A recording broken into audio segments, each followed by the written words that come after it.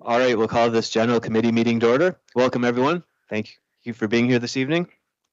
We start our meetings with the following land acknowledgement. We respectfully acknowledge that we are on the treaty and traditional territory of the Mississauga Anishinaabe. We offer our gratitude to the First Peoples for their care for and teachings about our earth and our relations. May we honor those teachings. We'll now take 30 seconds to reflect.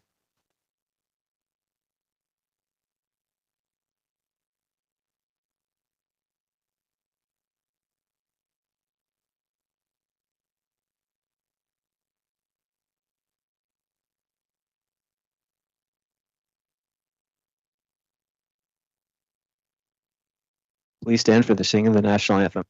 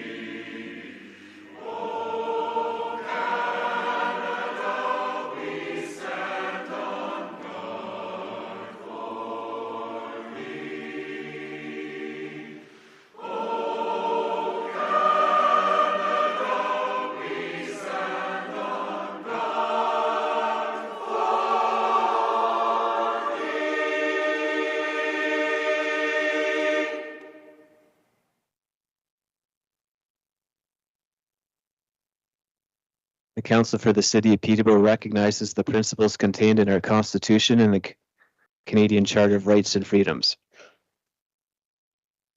All right, adoption of minutes from January 27th, 2025, moved by Councillor DeGay. Any comments or questions, errors or omissions? We'll take a vote in eScribe. And Councillor Hickey's a yay.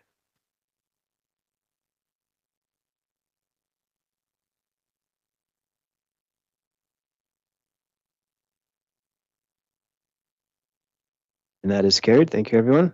Madam Clerk, any disclosure of pecuniary interest this evening? Mr. Chair, Councillor Burke has one with item 14J. Okay, thank you, Councillor Burke. Anyone else?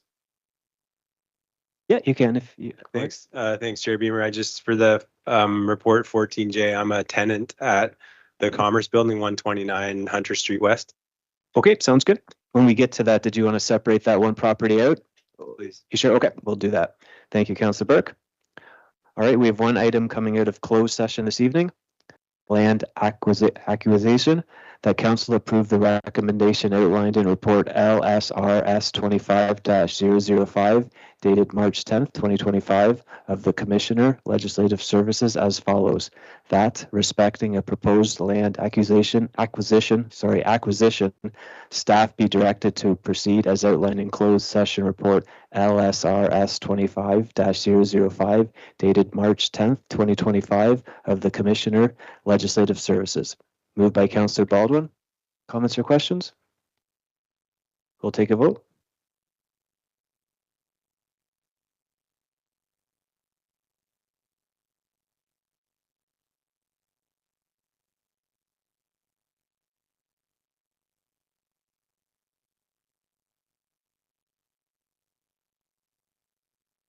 And that is carried. Thank you, everyone.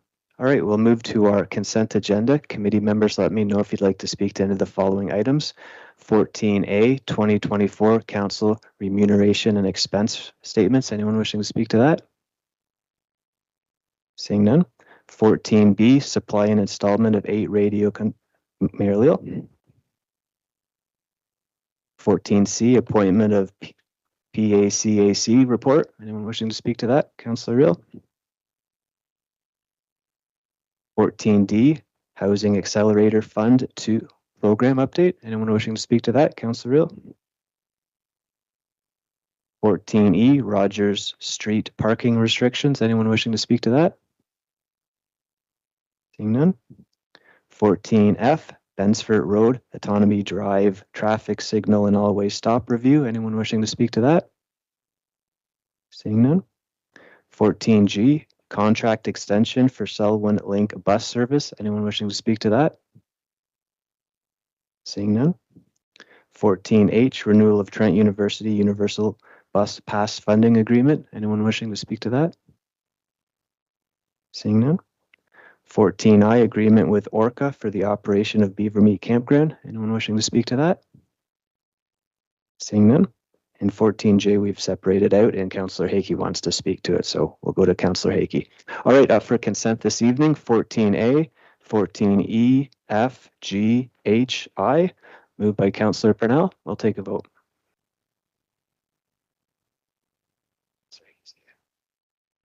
Councillor Hakey's a yes.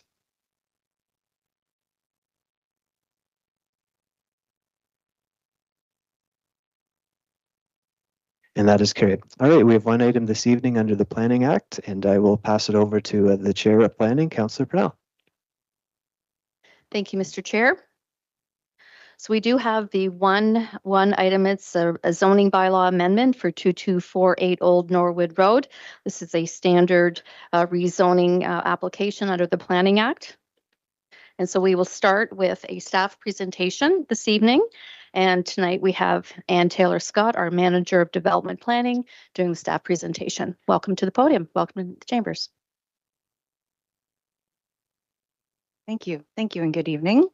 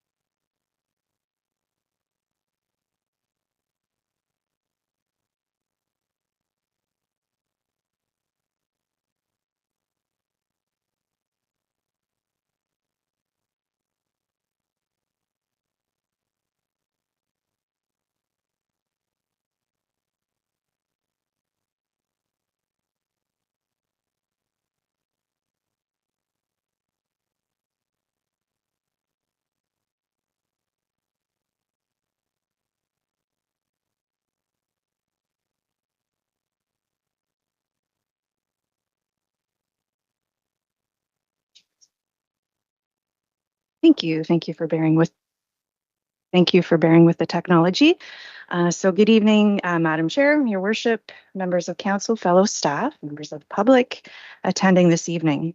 This evening's public meeting is regarding a rezoning to facilitate the development of a detached accessory residential unit. Excuse me, could you move the mic closer to your Sure. place so that Yeah. everybody can hear you? That's better. Okay, Thank you so better. much. Sorry Yeah, for the no interruption. problem. So to permit an ARU, or an accessory residential unit, in the rear yard of the subject property. So the staff report on this file was prepared by Ms. Gilbertson, but she's away this evening. So I'm preparing this presentation to walk you through the application and staff's recommendations. I understand also Ms. Kay is here to speak to the application and answer questions as well. So the application was submitted by DM Wills and Associates on behalf of Ted and Julie Ellis. The property is approximately 3 hectares in size with 276 feet of frontage, quite a large property. The subject lands are located in the easternmost part of the city, lands formerly annexed from Otonabee South Monaghan Township in 2008. So the address 2248 Old Norwood Road is between Armour and Television Road, east of the canal, on the north side of Old Norwood Road. Old Norwood Road itself is a rural cross-section. There are currently no municipal sanitary services in the area. Water is available but not connected, and stormwater drainage flows over land in open rural ditches. Surrounding land uses include these semi-rural large lot residential uses, and the Canoe Village draft plan of subdivision is located just on the south side of Old Norwood Road for context. The subject property is quite large, in and around 3 acres. There's a large 2-story brick home shown above. There's quite a number of trees, which in staff's opinion does create some natural vegetative buffering, which is demonstrated by the photos above. Again, another aerial view, and staff have noted by the circle in red the approximate location of the detached accessory structure with a ground floor ARU. Just another perspective with a recent photo of the location of the proposed ARU in the rear yard.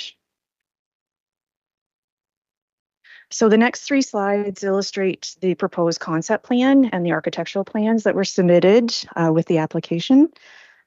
So the first slide here shows, maybe a bit hard to see, but the most northerly setback is approximately 8 meters, over 25 feet to that rear property line.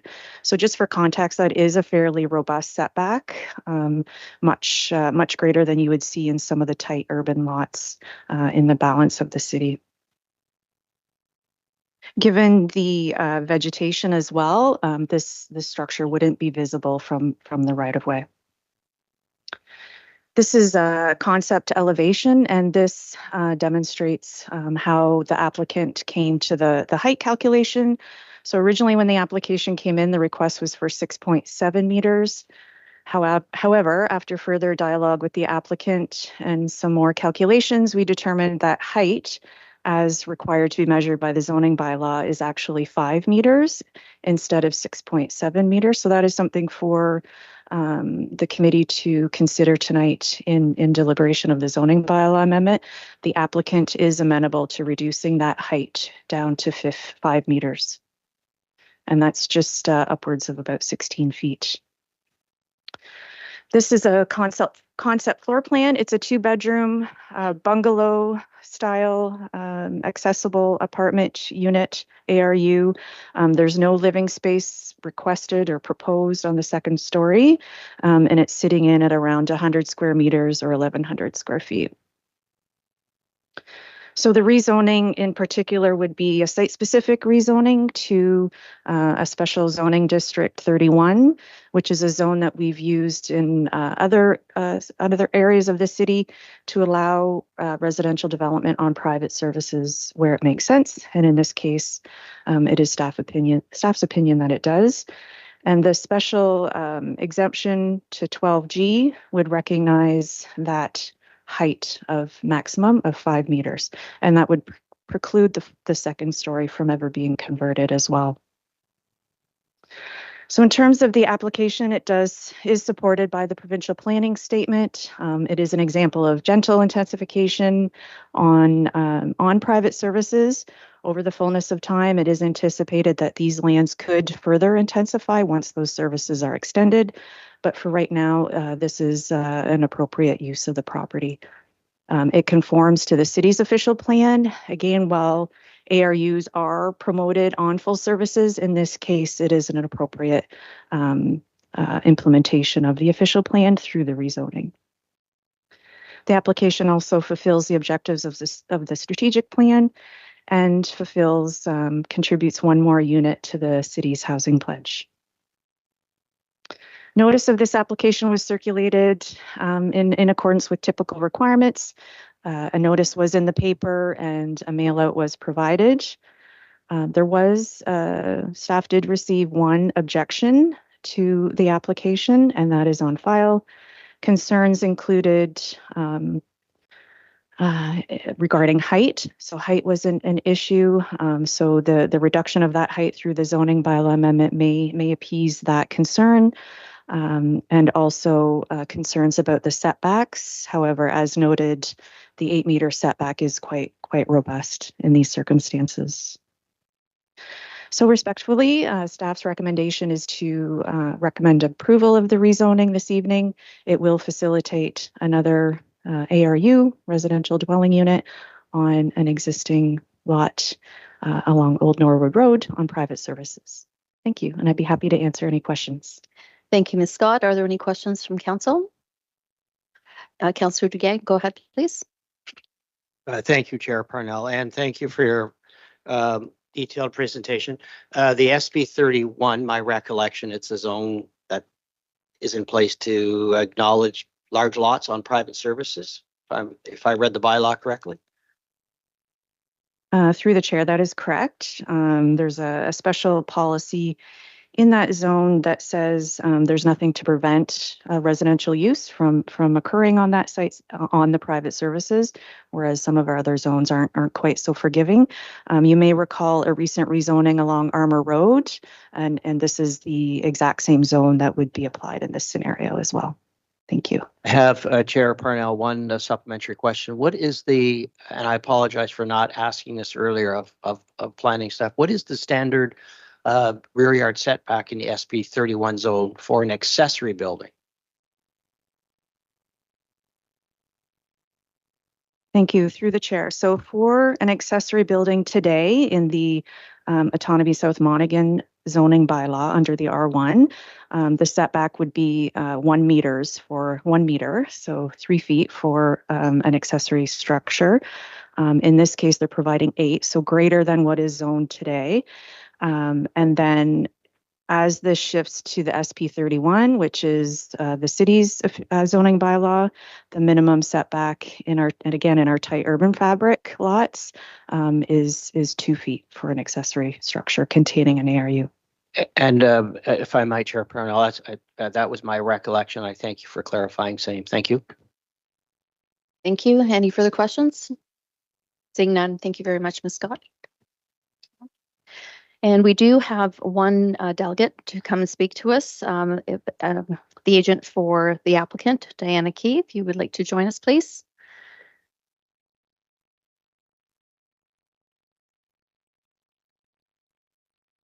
And ma'am, please do officially state your name and address for the clerk. Thank you.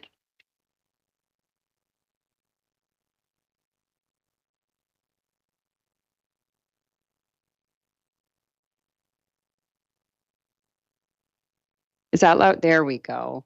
Thank you. Through you, Madam Chair. Thank you for having me this evening. My name is Diana Kay. I'm the Principal Planner and Manager of Planning Services at DM Wills Associates Limited. We are also the planning consultant on behalf of the owner of the property for the application that's before you this evening. I would like to thank staff for their recommendation. Of course, we concur with the approval of the zoning bylaw amendment. And in addition, I don't want to repeat anything that has already been said in the interest of time. This is a great agenda for tonight, by the way, so I'll be tuning in when I get home. Just for some context, I can move that. So the ARU will be placed generally in this location. So there won't be any tree removal associated with the additional residential unit.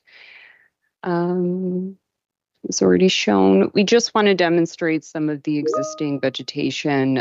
This is the view, and I'll give you one in the winter time as well.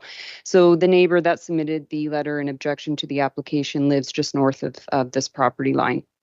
So you can see whether it's in the summer or in the winter, there are 30-foot pine trees, and substantial. They're double stacked. So there is sufficient landscape buffering between the property lines. So that will definitely help with visual screening between the properties. Our clients did respond to the neighbors via formal letter. They have not received any comments back. So just for information that our clients have been in contact with the neighbors that objected to the application. As already stated by planning staff, the rear yard setback is 8 meters. That is very substantial for a rear yard setback. So there won't be any anticipated impacts as a result of privacy or any other issues with respect to setbacks. We do not encroach in the setback. It meets the zoning regulations. In addition, the height, it's really to deal with the aesthetics of the building. Because it's such a beautiful century home, the ARU, the design that our clients had put into it, they want to make sure that they're preserving the aesthetics of the existing site. So the height, while it's marginally higher than what's permitted in the zoning bylaw, it's really just to ensure that the character and aesthetics of the property is maintained. There will be no additional living space in that area. And of course, the height will ensure that that doesn't happen. If there was any opportunity for additional living space, they would have to come back to council for approval. And unless there's any questions, we respectfully request that you approve the rezoning for us this evening. Thank you. Thank you, Ms. Kay. We do have Councillor Baldwin with a question for you. Thanks, Madam Chair. Ms. Kate, just wondering with respect to future plans, is there any idea of putting in a separate driveway and or parking area for the additional unit? Through you, Madam Chair, the laneway that's existing and the existing driveway will be shared with the ARU. There's no future plans to separate that. So it will use the existing laneway that is already there. Thank you very much. Thank you, Madam Chair. Thank you. Any further questions for Ms. Kay? Seeing none, thank you so much. Okay. That is it for our registered delegations this evening. So I do need someone on committee to move. Councillor Duguay has moved. Did you have any comments, sir? If I might, Madam Chair, my motion would include recognition of the reduction in building height from, I think, 6.7 meters to 5 meters. The diagram that was provided shows a measurement, so it's not measured to the peak, but I think it looks like a midpoint on the building that has a gabled front, and that's an appropriate dimension. This is a very reasonable application. And it's interesting to note that the city, we found a way to permit an accessory additional residential unit on a lot on private services. And that can be a very difficult matter in other communities. So I'm very happy to see this proceed, and I'm certainly supportive of same. Thank you, sir. So are you willing to move an amendment to change the wording in section A to 5 meters instead of the 6.7? We'll pass that first and then the whole amended motion. That would be my intention, yes. Okay, so that is moved first. That's section A. We're replacing the 6.7 meters with 5 meters, and we'll take a vote on that as the amendment.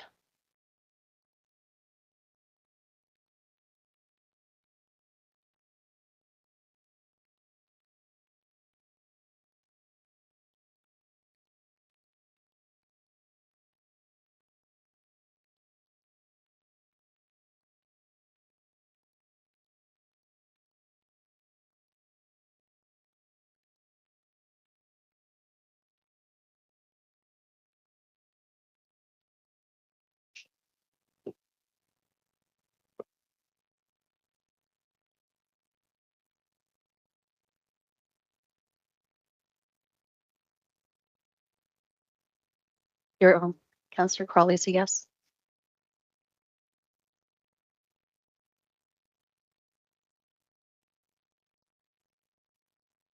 I did see it and I voted.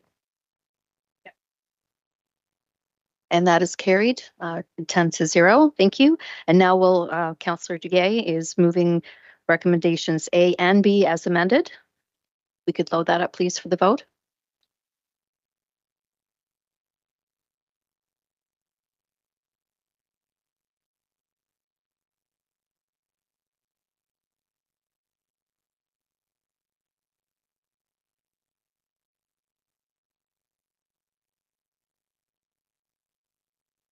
And that is carried unanimously also. And that concludes our planning meeting for this evening. And back to you, Mr. Chair.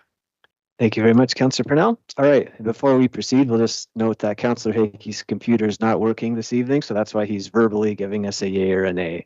All right, we have one presentation this evening, Strategic Growth Areas Project Update and Expansion of Community Planning Permit Bylaw Scope. We have a presentation by Dillon Consulting, and on Teams is Miss Giancola and Mr. Riley. So welcome to both of you. Appreciate you being here. Before we go to you guys, we're going to have Ms. Kimball make some comments.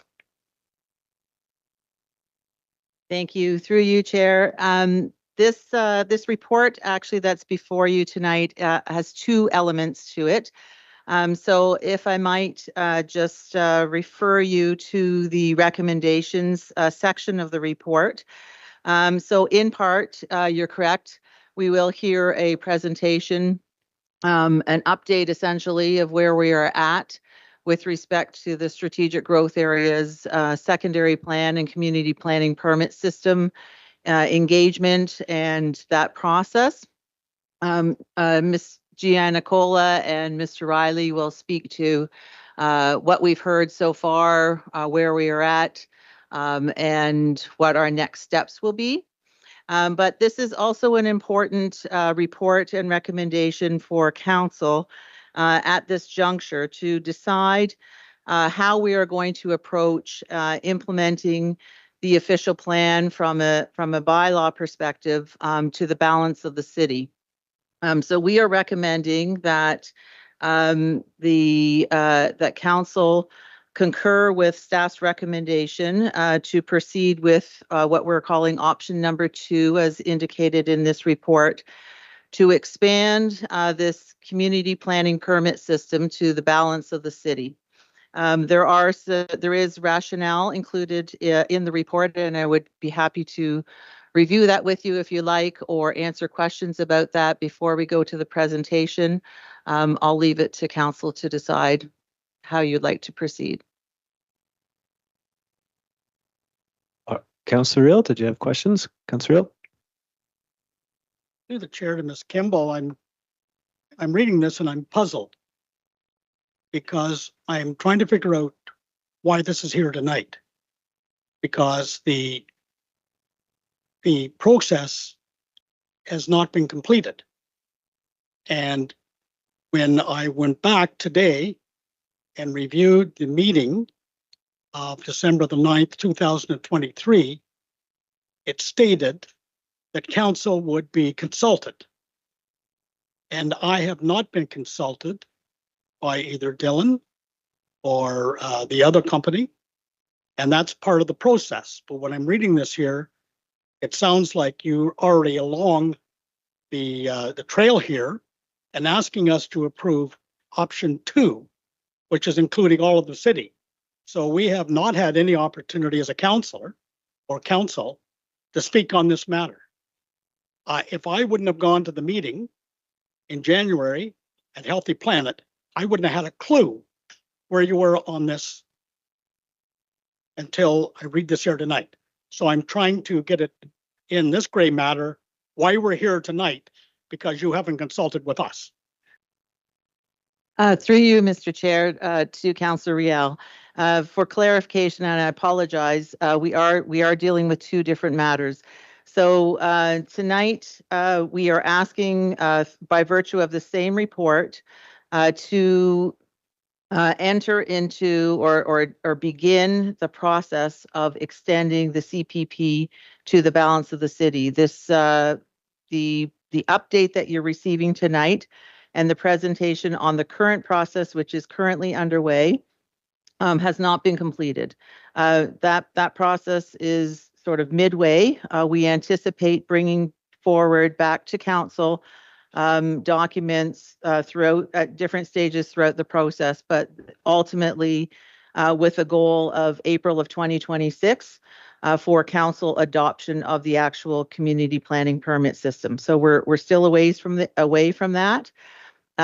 What is important is that the work that we've undertaken so far is really limited to the strategic growth areas, which is the central area, the downtown, plus those intensification corridors or our major arterial connections.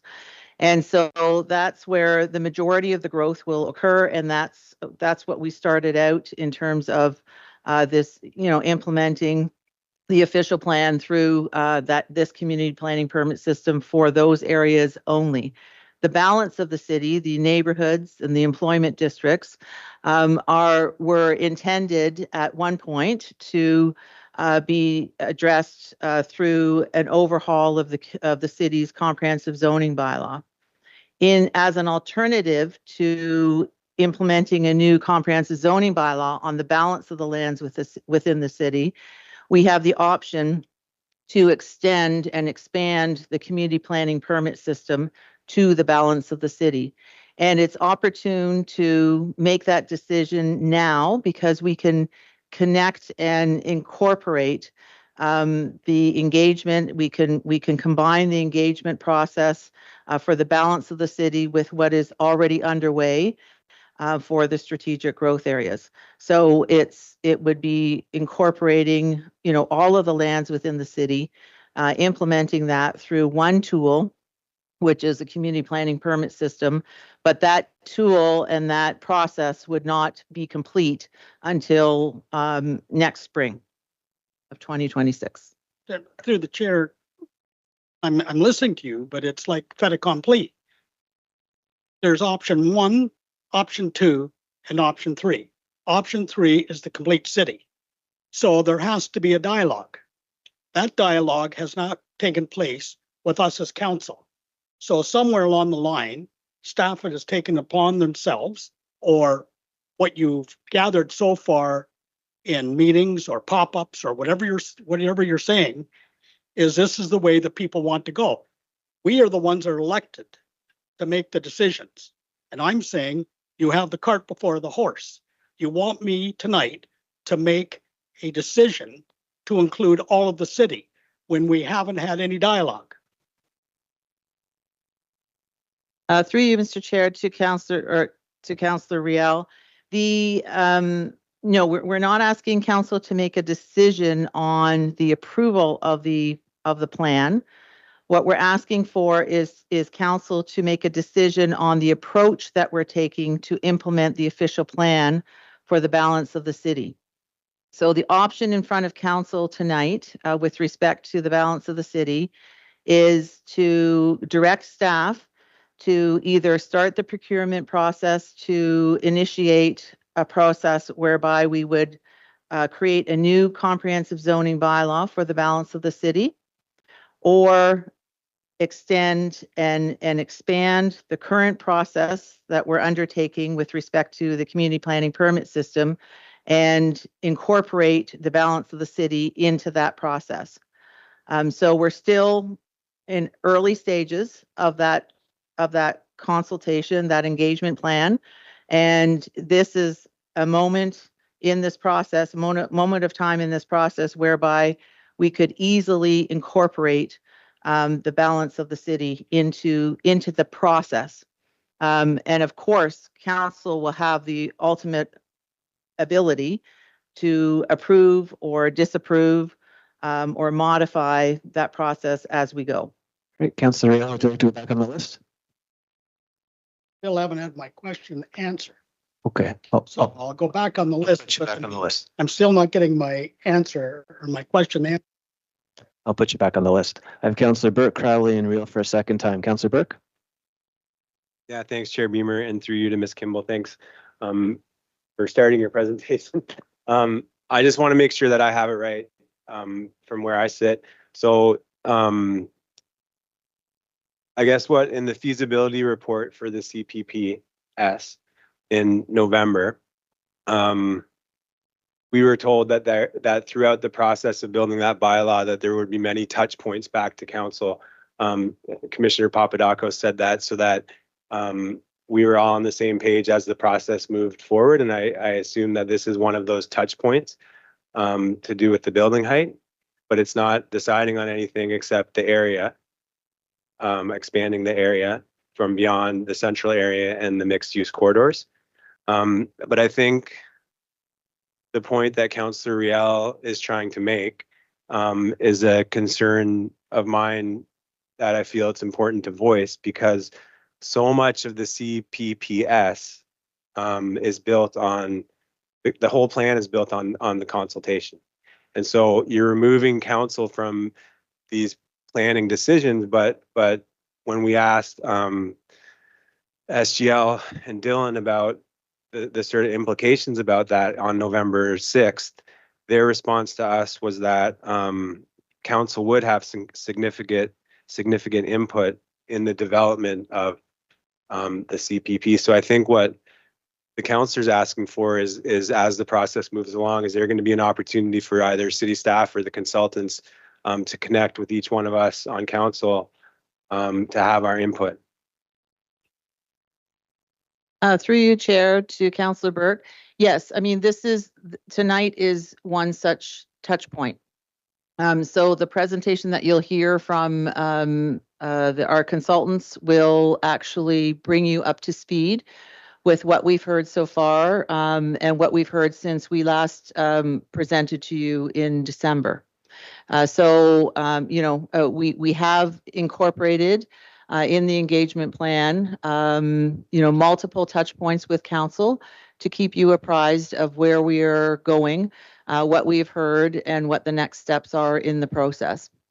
In addition to that, we do have councillor members who are sitting as members of some of our working groups. And so there are other opportunities for councillors to involve themselves. So Councillor Duguay and Councillor Lachika are both involved in working groups that we're having regular meetings with through each round of engagement. And through the chair, do you think though that, and I'm not basing this on my personal opinion, I'm basing this upon the CPPS feasibility report that started all of this. Do you think there's the opportunity for either the consultants or for city staff to connect with each of us on council about our input with our wards and with what is being presented? Through you to the chair, through the chair to Councillor Burke, I think there has been some discussion about potentially incorporating some dialogue through staff, probably at this point at ward meetings and things like that. But there is there's lots of opportunity for the community, for council to be involved as you would like to. Through the community meetings, through all the various working groups and sessions. So certainly if council wants a separate working group, we can talk about that. I don't know what the implications are going to be from a costing perspective for that, but we could look into that if that's what council would like beyond sort of our touch points at these meetings. I mean, I think just speaking for myself, I think that would be something that's important to me. Like this is supposed to be a vision of an implementation of the vision of our official plan. And in creating this permit system, it's cutting us out of some very heightened decisions that we have to make at council. But the way that we all get on board to sort of relieve ourselves from being involved in that way is if we're fully comfortable with the structure of the CPP. And there's two ways that I'm uncomfortable with the structure of the CPP. The first is that I haven't had a chance to give my own personal consultation, and I know that people in my ward have opinions on this and would like to get involved. beyond the ways that have been available so far. That's the first thing, area of concern. And then the second is that we're moving ahead on a height, on getting rid of a height restriction with only 54% of support for that approval. So it doesn't feel like it's a complete, it doesn't feel like there's a ton of unity around the direction that we're moving ahead with at this point. And I also see Director Appleby's hand, so whoever would like to answer that is fine. Thank you, Mr. Chair. I just want to sort of jump in on one point. Again, what's happening tonight is sort of an update on where we're at, but then also sort of this decision-making point around how do we want to deal with the rest of the city? Do we want to wrap it in what we're doing now, or do we want to start off a whole new process, being a zoning bylaw update for the rest of the city? But on your point around sort of council consultation, I think that's, you know, something that we can take under advisement and look, you know, create an opportunity for that engagement to happen. Okay. Councillor Rick, would you like to go back on the list? You okay? Okay. I have Councillor Crowley, Reel for a second time, Mayor Leal. Councillor Crowley? Thank you, Chair. So I have a quick question, but I'm not sure if it's a little bit nuts and boltsy about the presentation and about everything, some of the information. So the question that I had, why is the project team not considering mandatory environmental and sustainable standards? I know in the report it mentions Toronto and they've had success with it, mandating that. Is there a reason that we're not considering the mandatory environmental and sustainability standards with this? Is it like a cost thing, or is it a... Through the chair to Councillor Crowley, quite frankly, we're not at that point yet with respect to the process. And so we are soon going to be at the point where we are going to investigate what is going to be appropriate from a regulation standpoint. So there may be some mandatory requirements under, you know, the regulations, much like there would be in a zoning bylaw. But in addition to that, there are, you know, one of the community benefits that is possible to be identified sort of as a trade-off for additional height and density could be environmental additional, you know, over and above environmental or green standards, building standards. So that's, you know, the type of facility, service, or matter that, you know, council can ask for as a trade-off for additional height and density. But we're not quite there yet. We're a little bit, it's a little bit premature to determine what those things are. So perfect. We're getting there, but the next. Apologize for jumping the gun. The next moving on to step 2. All right. Yes, hopefully the next touch base with council will give you an opportunity to see what the draft document actually looks like, and then we'll obviously be doing more consultation on that. Perfect. Thank you very much. Thank you, Chair. Thank you very much for that, Councillor Crowley. Councillor Reel, second time. Through the chair, the reason that I raised this is because there hasn't been enough dialogue. And if I look on page 20, there's been 550 people involved, and that's 0.005% of the population of 83,000 people that have had any input whatsoever.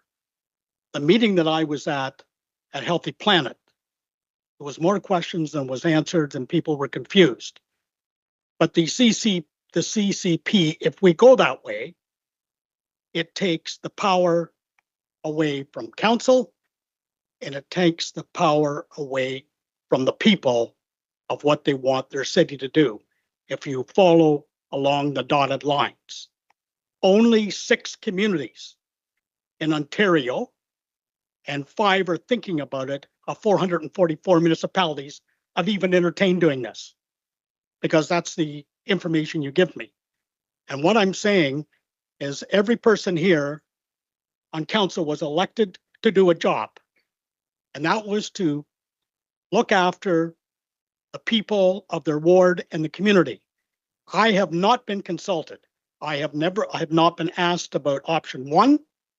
I have not been asked about option two, and I certainly haven't been asked about option three, which is citywide. It may be the thing to go, or way to go. But I want to be consulted because that's what I ran for. That's what the people elected me to do, and that's the job. But I don't think the public out there knows exactly what the hell's going on, because they will have no say going forward with the CCP. Okay, so Councillor, And we will have nothing do to you have a say. question for the Well, presenter? she hasn't answered my question that why aren't we been consulted? And you're saying, well, it's coming. Well, you're asking me to make a decision tonight to make it citywide, which I may be totally agree with or totally disagree with. And that's what the problem is. I want to be consulted, and I haven't been consulted, and I was told by the consultants I was going to be consulted. Part of the process. Thank you, Councillor Hill. Mayor Leo, questions if we could? Yeah, thanks very much, Mr. Chair. Through you, my question is simply this. This is a start point, not an end point. Is that correct? That's correct. We're at the midpoint, I would say. So the opportunity through you, Mr. Chair, and I'll phrase it in a question, is ample opportunity for discussion, consultation, visitation, observation as we go forward. Is that correct? Through you, Chair, yes, that's correct. We have multiple avenues for consultation, which are some of which are identified on page 6 of the report. We have 1,200 subscribers to our webpage. There's lots of information out there. We've hosted multiple pop-up sessions. There's information. We have multiple working groups and people taking surveys online and things like that. So there's multiple ways that people can become engaged if they're not already. And this is the second presentation of where we are at for the committee tonight. So we came here in December and identified sort of what we had heard to date in December and what the next steps. And this is the second of those presentations, and there will be further presentations to the committee and council. I have another question, Mr. Chair, through you to Ms. Kimball. Ms. Kimball, it seems to be that this report is linked to another report in our agenda this evening. This is linked to the Housing Accelerator Fund, right? Because as we expend dollars to do this work, and then we effectively bill the Housing Accelerator Fund, which backfills our costs. Is that correct? Through you, Mr. Chair, yes, that is correct. This is one of the initiatives that the city has put forward as part of our Housing Accelerator Fund. And it is a project. We have specific milestones in that Housing Accelerator Fund funding, which have to be met in order to continue to receive funding for this project. Yes, this is funded by the Housing Accelerator Fund. I have one last question, Mr. Chair. I noted in the report that if we don't pursue what is recommended here this evening, we may have to go and do a comprehensive zoning bylaw, a cost of $500,000, which I would say would be the baseline, not the final cost. How long would it take for you, Mr. Chair, to complete a comprehensive zoning bylaw? We did it back in 1972, and we're still using remnants of what was done then. To do it now in 2025, 26, how long would it take in your professional estimation? Through you, Mr. Chair, to Mayor Leal, I think, the hope is that we still have enough time to have that process procured and undertaken within a year. But that will be a challenge. It has taken, we'll be a year into this process in July of this year. And we expect it to finish up in April of next year. So, depending on the extent of our engagement plan for that process, it could take longer, perhaps up to 2 years. I do have one last question through you to Ms. Kimball. If we pursue the route of a comprehensive zoning bylaw, that would probably dictate that we'd be bringing in outside consultants, correct? Because of the sheer volume of the work. Through you, Mr. Chair, yes, that's correct. We would be consulting that work out. Thanks, Mr. Chair. Thank you very much for that, Mayor Lewell. Councillor Burke, a second time. Questions? Yeah, thanks, Chair Beamer. Through you to Ms. Kimball. My first question is, and I'm referencing the November 6th meeting. I watched it yesterday. What work is being done by the city in the upfront consultation to reach underrepresented groups?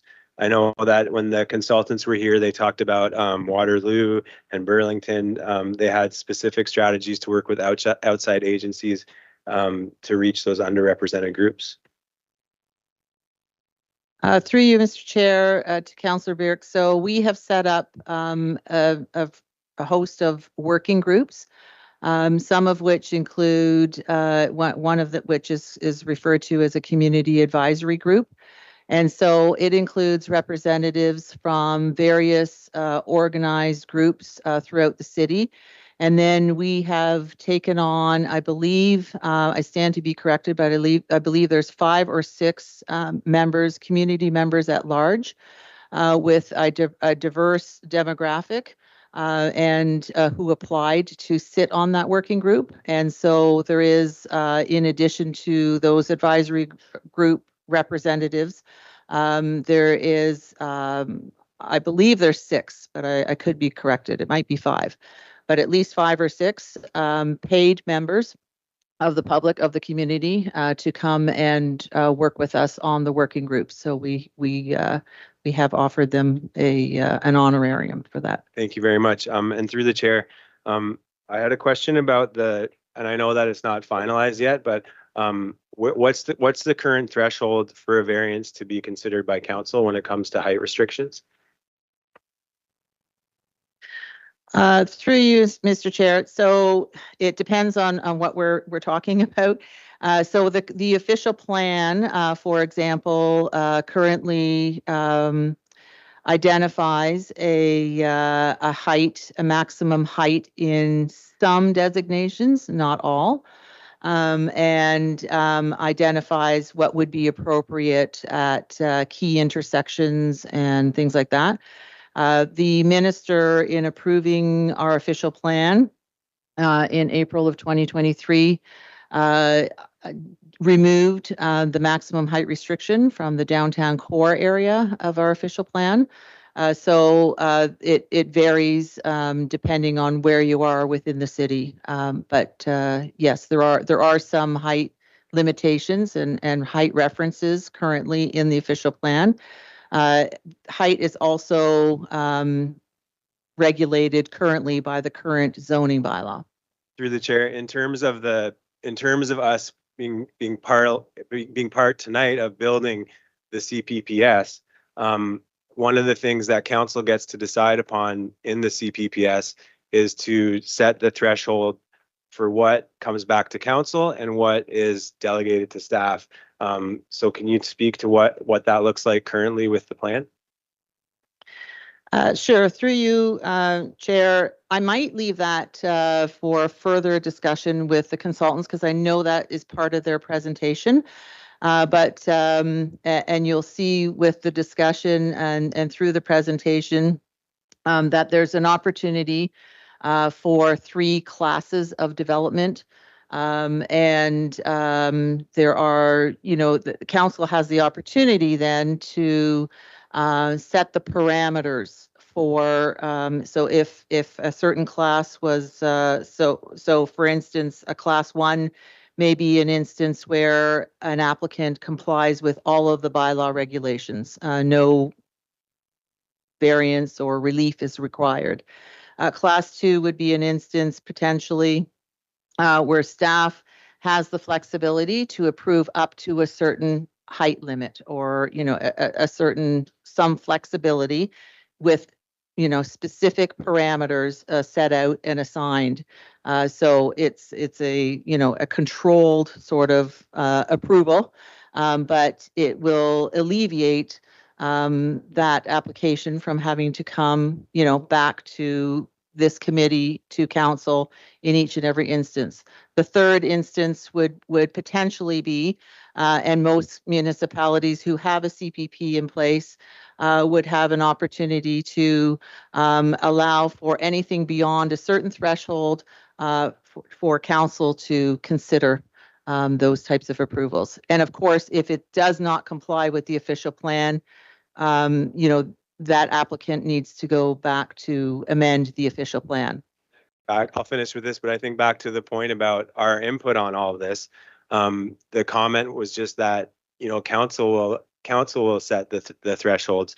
But if it comes to us by way of a report, a staff report, where staff is recommending certain thresholds, then it kind of cuts us out of the process of giving our opinion about what those thresholds should be, for instance. So I hope that either two things.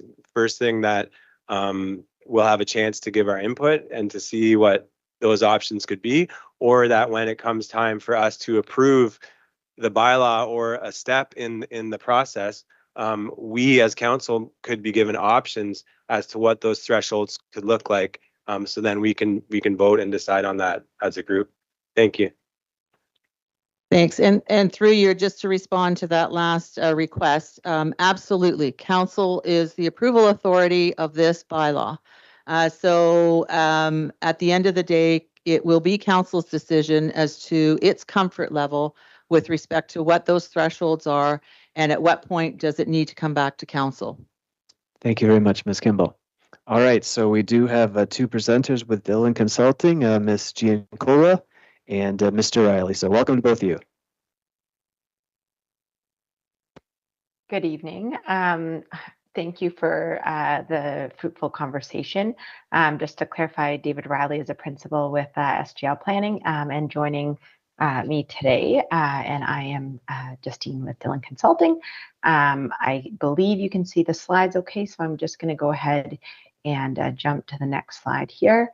And if it's going to listen to me, that would be wonderful. Here we go. So this project, as Caroline had mentioned, we were last at the committee in December of 2024.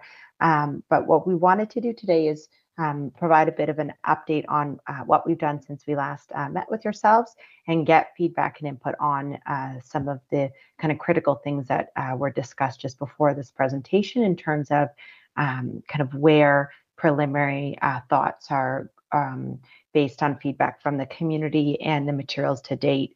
To clarify, we have not prepared a draft of the bylaw yet.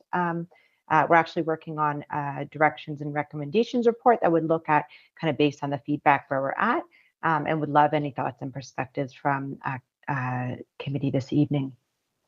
As a reminder, the study area is identified on the screen here. All of our work to date has been focused on the strategic growth areas. And these areas are critical priority areas for the city to grow as identified by the current official plan.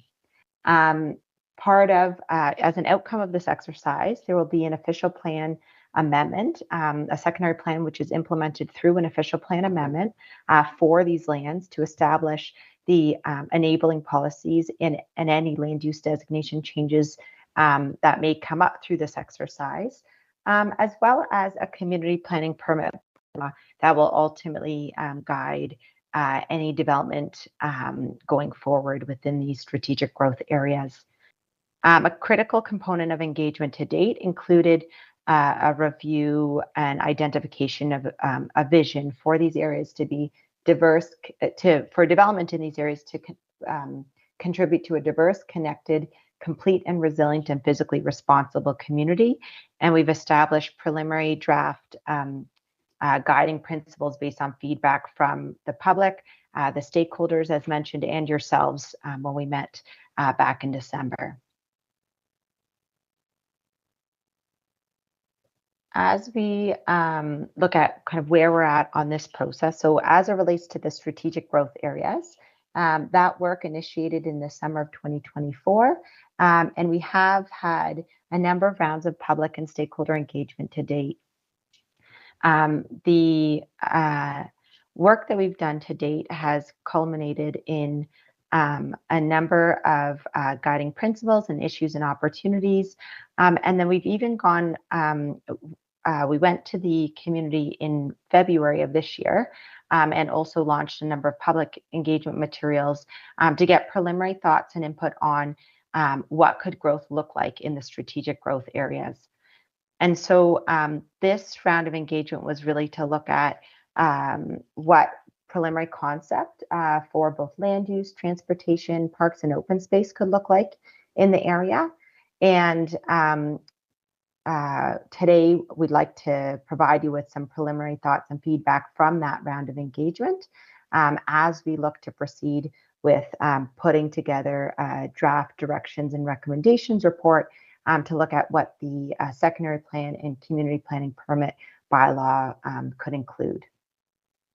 As mentioned, the city has been successful in its Housing Accelerator Fund, and that this does tie this project as one of the initiatives to specific timelines. So the consulting team is working very hard to try to continue to meet those timelines and support both the broad need for engagement on this process with the timelines for implementation that are committed to through the Housing Accelerator Fund. One of the key outcome of this project will be a secondary plan, which is implemented through an official plan amendment, and a community planning permit bylaw. And these tools will work concurrently to allow the city to contemplate its desired future for the strategic growth areas and identify the policies and regulations that work together to guide development. These tools really need to work in a complementary fashion, with the official plan providing the guiding principles, enabling policies, land use designations, and corresponding mapping that is then implemented in the community planning permit bylaw through things like precincts. We use that word instead of zone to differentiate it from a zone, but ultimately a community planning permit bylaw will repeal the zoning bylaw for that geography that it implements. It also would identify permitted uses similar to zoning, development standards similar to zoning, but where there is some differences is the ability to set out where any variation or relief from a standard may be accepted. And that's building off of some of the previous conversation. A critical component of this is, where is it a requirement to development with no flexibility versus where is there opportunity for flexibility? And within that, what is the threshold for an application needing to come to council? So on the next slide, I know we presented, I think, possibly the exact same or very similar slide back in December. Just wanted, as it relates to the conversation today, a community planning permit bylaw is a land use regulatory tool that implements the official plan.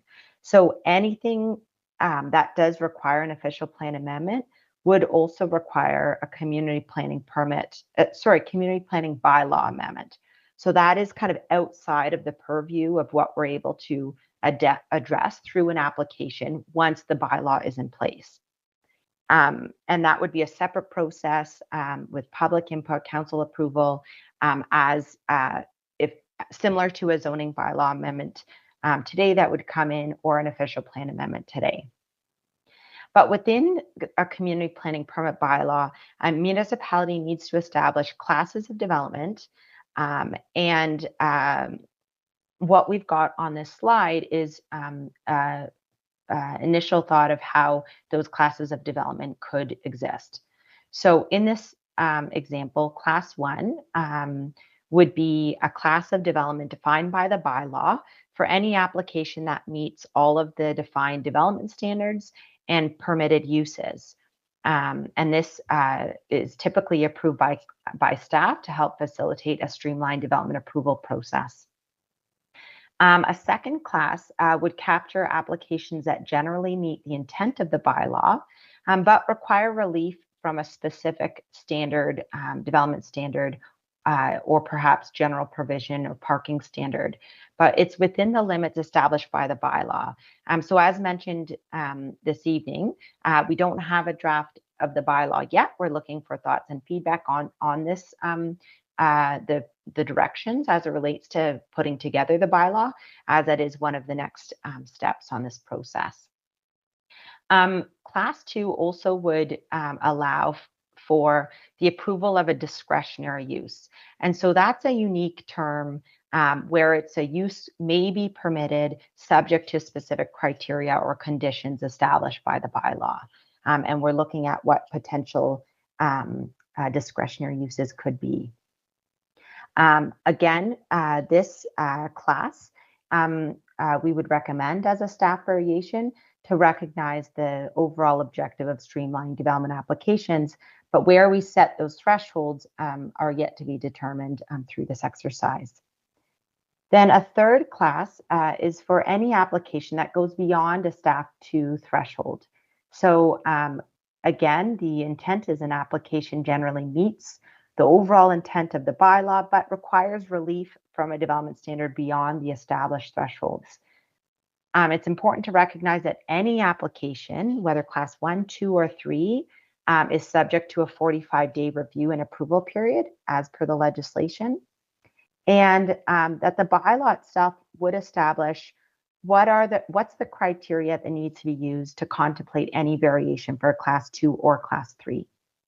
So typical variation criteria include things like adherence to the guiding principles, adherence, conformity with applicable policies and plans, consistency with the city's guidelines, and mitigation of offsite impacts.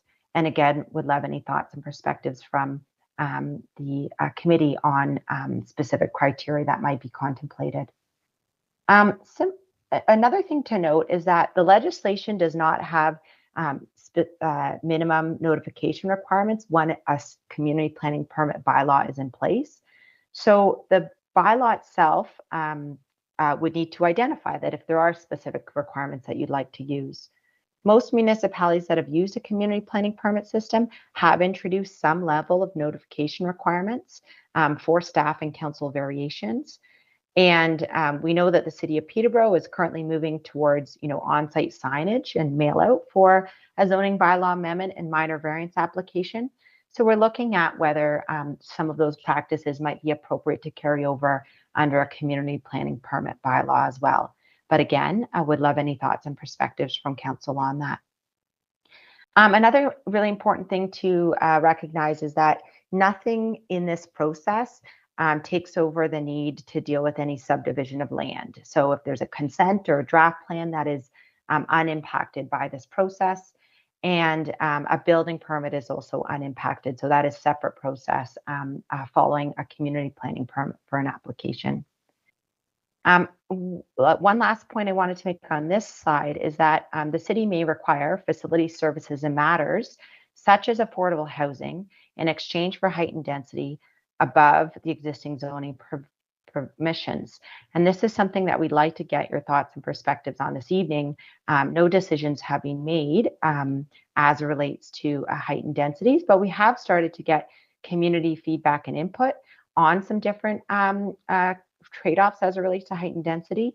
And I'd like to share some of those with yourselves this evening. So when municipality decides to use a community planning permit system, it's important to recognize that a community benefits charge does not apply.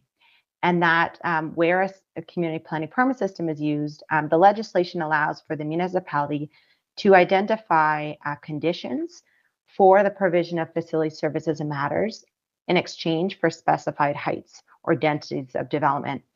And I know that's a mouthful, facility services and matters. It's directly from the legislation, but you can think about it similar to a community benefit. So it does allow a municipality to establish the need for these facility services and matters or community benefits both within the ranges permitted or outside of those ranges where the variations may be permitted. The legislation does go one step further and says that there does need to be a proportional relationship between the quantity or monetary value of the facility services and matters that may be required and the height and density of development that may be allowed. So there is a need to look at that relationship between the two. In terms of what types of things may be able to be contemplated and secured through this tool, a number of different municipalities have looked to use this tool for a range of elements. And affordable housing is certainly a priority for a number of municipalities across the province. And a number of the municipalities that are currently moving forward with this tool are doing so under the Housing Accelerator Fund with a desire to establish and secure affordable housing. A part of the commitment to the Housing Accelerator Fund for the City of Peterborough was to provide greater flexibility for development approvals and to explore the opportunity to offer increased density in exchange for affordable housing or other community amenities. And so this is where some of the conversation about green building design, other public community needs could be contemplated and built into the tool. So again, would love any thoughts and perspectives from committee and council on this list and priorities as we continue to engage with the community on this as well. As in terms of the strategic growth areas, securing community benefits will be essential to building out these areas as diverse, connected, complete, resilient, and physically responsible community that is envisioned. And so we are looking at how could we set up the tool to help facilitate that. And so the next slide kind of looks at how one could potentially look at that, look at setting up the tool based on the official plan currently.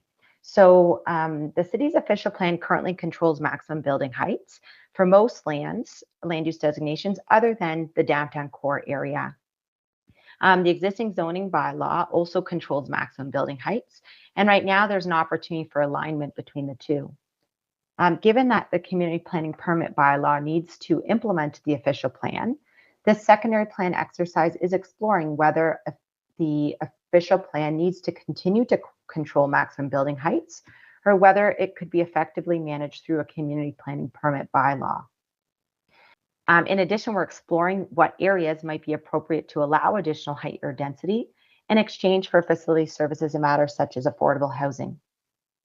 We're exploring these opportunities to modify and implement the maximum building height policies of the official plan in a way that captures essential community needs through facility services and matters. And it's important to note that the maximum building height is a maximum. So it provides a standard for the tallest building, but that we're also looking at the need for height transitions, step backs, and additional compatibility measures through this tool. Now, I'd like to go through a couple slides that show what was presented to the public back in February. So over the winter, the team prepared a land use, parks and open space and transportation concept, which we presented to the public on February 6th and have hosted online engagement activities and collected preliminary survey responses as recently as last week. So in terms of what's presented here, you'll see on the slide the current official plan maximum building height where it does exist in the first column, as well as the in the second column the proposed staff variation maximum building height, which would be contemplated as a Class 2 permit. We wanted to get some feedback and input on this. For the February engagement, we also noted anything above this limit would be a Class 3 council approval to again gain feedback and input on this framework. And you can see that there's some areas where we have suggested some additional permissions for heights in the downtown, including the industrial conversion and business district. And again, would love to get any thoughts and perspectives on those this evening. As it relates to the Little Lake South District, Area 1, which is at Crescent Street and Lake Street. We proposed to explore some additional height here as well, and to clarify the maximum building height for Area 2, which would be at Crescent Street, east of Locke, west of Haggart, and north of Ware Street. On the next slide, we look at the mixed-use corridors. And in these areas, we proposed an increase to the major mixed-use corridor to 10 stories, with specific areas going up to 12 or 15 based on their proximity to either community hub or priority hub. For minor mixed-use corridors, we proposed a staff variation up to 8 stories, and again, would love any thoughts on that. And then for residential lands, which are those in yellow, we propose to maintain the 3 to 6 story range, but have reviewed the lands further to define areas where potentially the 6 stories might be appropriate based on proximity to arterial collectors or within key transit corridors. Another key component of this exercise was to look at the parks and open space and the existing official plan framework that lays out a very comprehensive approach for parks and policies for urban park space going forward in the strategic growth areas. Through this exercise, we've identified areas where there are parkland deficiencies, as well as areas where there's opportunities for potential new parks, either through land acquisition towards a new public park or through development of a privately owned, publicly accessible space secured through development approval process. And again, this was a core component of the community engagement that we're continuing to get feedback and input on. The other component of the concept really looked at the transportation network. The city has has done significant work in planning for your transportation network and looking at what the transportation network, what needs there are to accommodate Peterborough's growth to 2051. This exercise examined the transportation master plan, which was updated in 2023, the cycling master plan from 2022, and the residential parking standards review, and kind of pulled together all of those kind of critical components that would be needed to facilitate growth in these priority areas to 2051. Building off of that comprehensive exercise that have already been completed, the transportation analysis also identified opportunities for new local roads and or intersections, driveway consolidation, mobility transfer hubs, and new active transportation facilities that could be provided to help facilitate growth in these specific areas.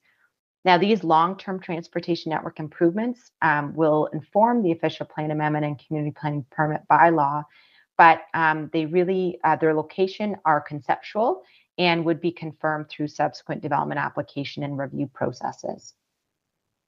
So I'd like to get to the public engagement to date. Last time in December, we did kind of provide a bit of an overview of all the engagement to date, and we've gone ahead and updated that information to bring to yourselves today. To date, we have held 2 meetings with each of the city and agency working group, the community advisory working group, and the business and property owners group. And Caroline was mentioning some of the membership on that community advisory group that we've really relied on.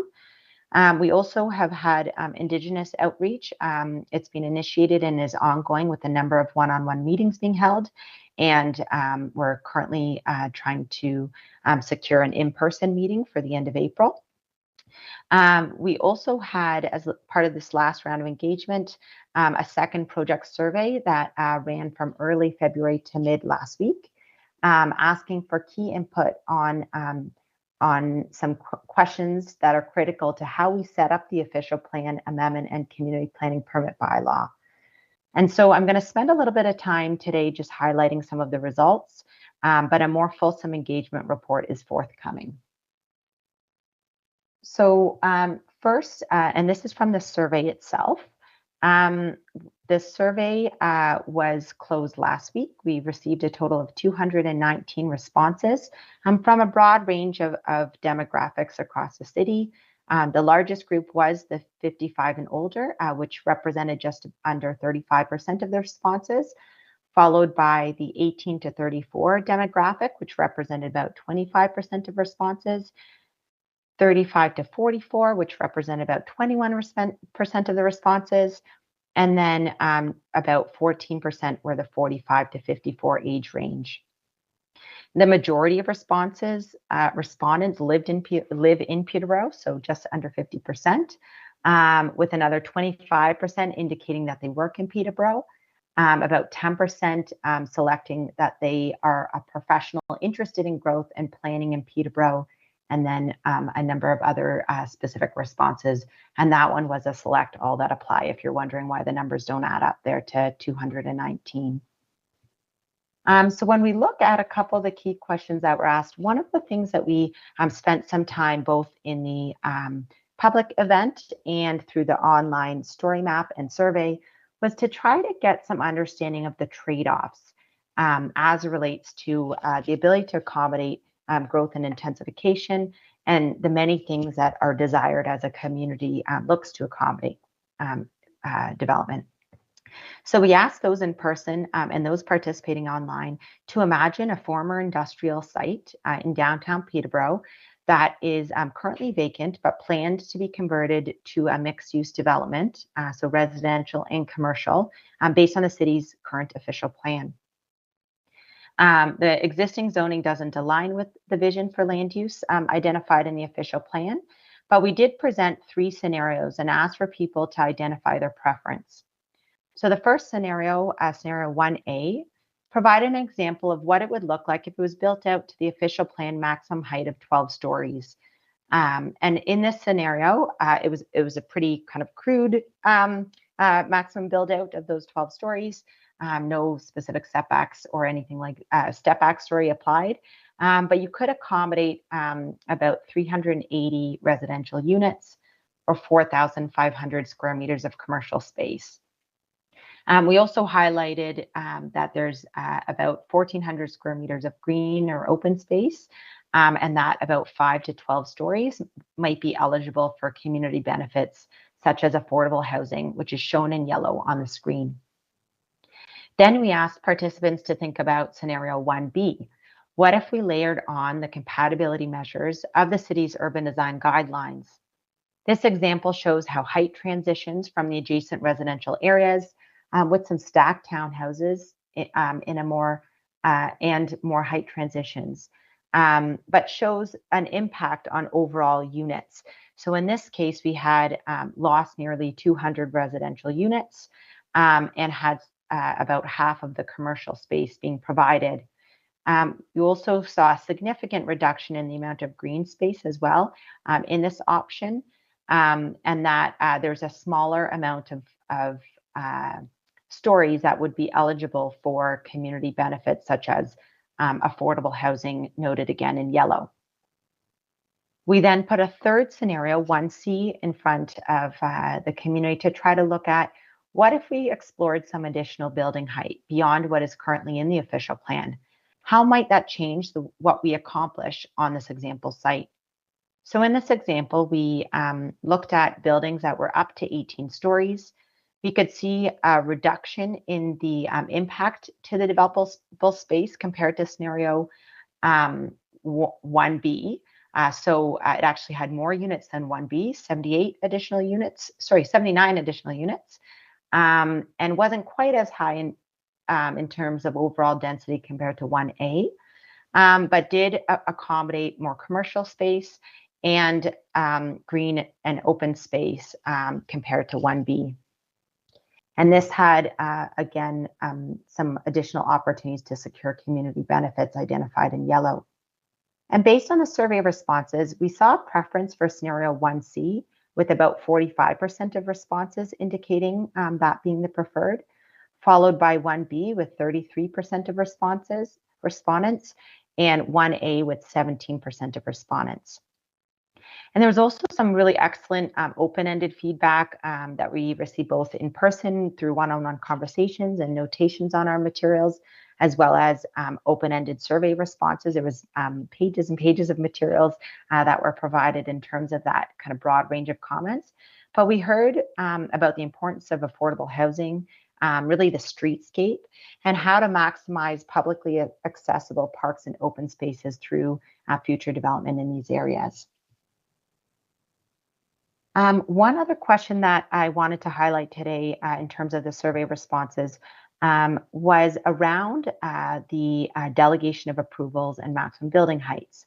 So a key component of the community planning permit system is the need to identify what types of applications meet the standards of development and where variation limits, what variation limits might be appropriate to delegate to staff versus what is required to go to council.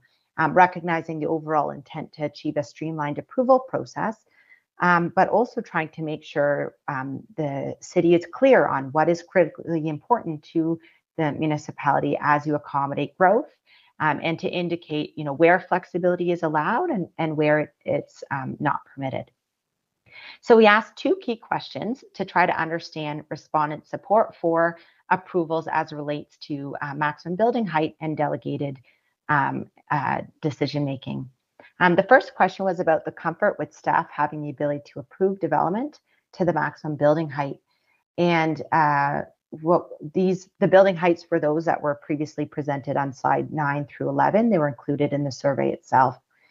The majority of respondents, 59%, indicated that they support either definitely or somewhat agree with the statements around staff having the ability to approve maximum building heights as shown. With the second question, just about 54% indicating they agree, again, either definitely or somewhat, with comfort in removing the maximum height that council can approve if it means the city can secure additional community benefits. And again, this was a subset of a broad engagement strategy, and we're continuing, as the survey only closed late last week, we're continuing to synthesize and review the responses to prepare the directions and recommendations report. So the consulting team is actively working on this report right now based on collecting and all that feedback. And the goal is that this report would outline how the official plan amendment and community planning permit bylaw might structure and work together on core fundamental components. It would outline, land use, maximum building heights, parks and open space and transportation network improvements, how to approach the natural heritage policies and implement them through the permit process, classes of development, delegation approvals, notice requirements, and then all of the kind of administrative interpretation, general provisions, parking requirements, and a framework for facility services and matters. So again, as this is kind of what we're moving, what we're working on actively right now, would love any thoughts and feedback from the committee on any components. And we will be coming back to the committee again. So in terms of next steps, we do have a sitting agency working group meeting that's scheduled for April 10th. We've then, there's been a request to have a joint community advisory group meeting and business and property owners group as the next session in person. And we're in the process of trying to book that to, again, get feedback and input on those recommendations and next steps. And then we do have the next round of public engagement intended for spring 2025, with the intent to prepare the draft official plan amendment and community planning permit bylaw over the summer and fall 2025. And so with that, I will open up the floor. I'd love to have any conversation or hear any feedback, and appreciate your time this evening. Fantastic. Thank you very much, Ms. Giancola. Appreciate that presentation and all your hard work. So do we have any questions from committee for Ms. Giancola or Mr. Riley? Councillor Reel? Councillor Reel? The Chair, Ms. Kula, thank you very much for being here and giving your presentation. I guess the one question is, when is council going to get to weigh in on this process? Through you, the chair. So please don't hold back on your feedback. This is a perfect time to share preliminary thoughts. Each stage of this engagement process has a round of public and stakeholder engagement, community advisory group, business and properties, and council, and through committee. If there are, as discussed previously through Brad Appleby, if there are a desire for some additional kind of workshop meetings with council, then I think that would be really beneficial. And I think given the timing commitments under the half, sooner the better from our perspective.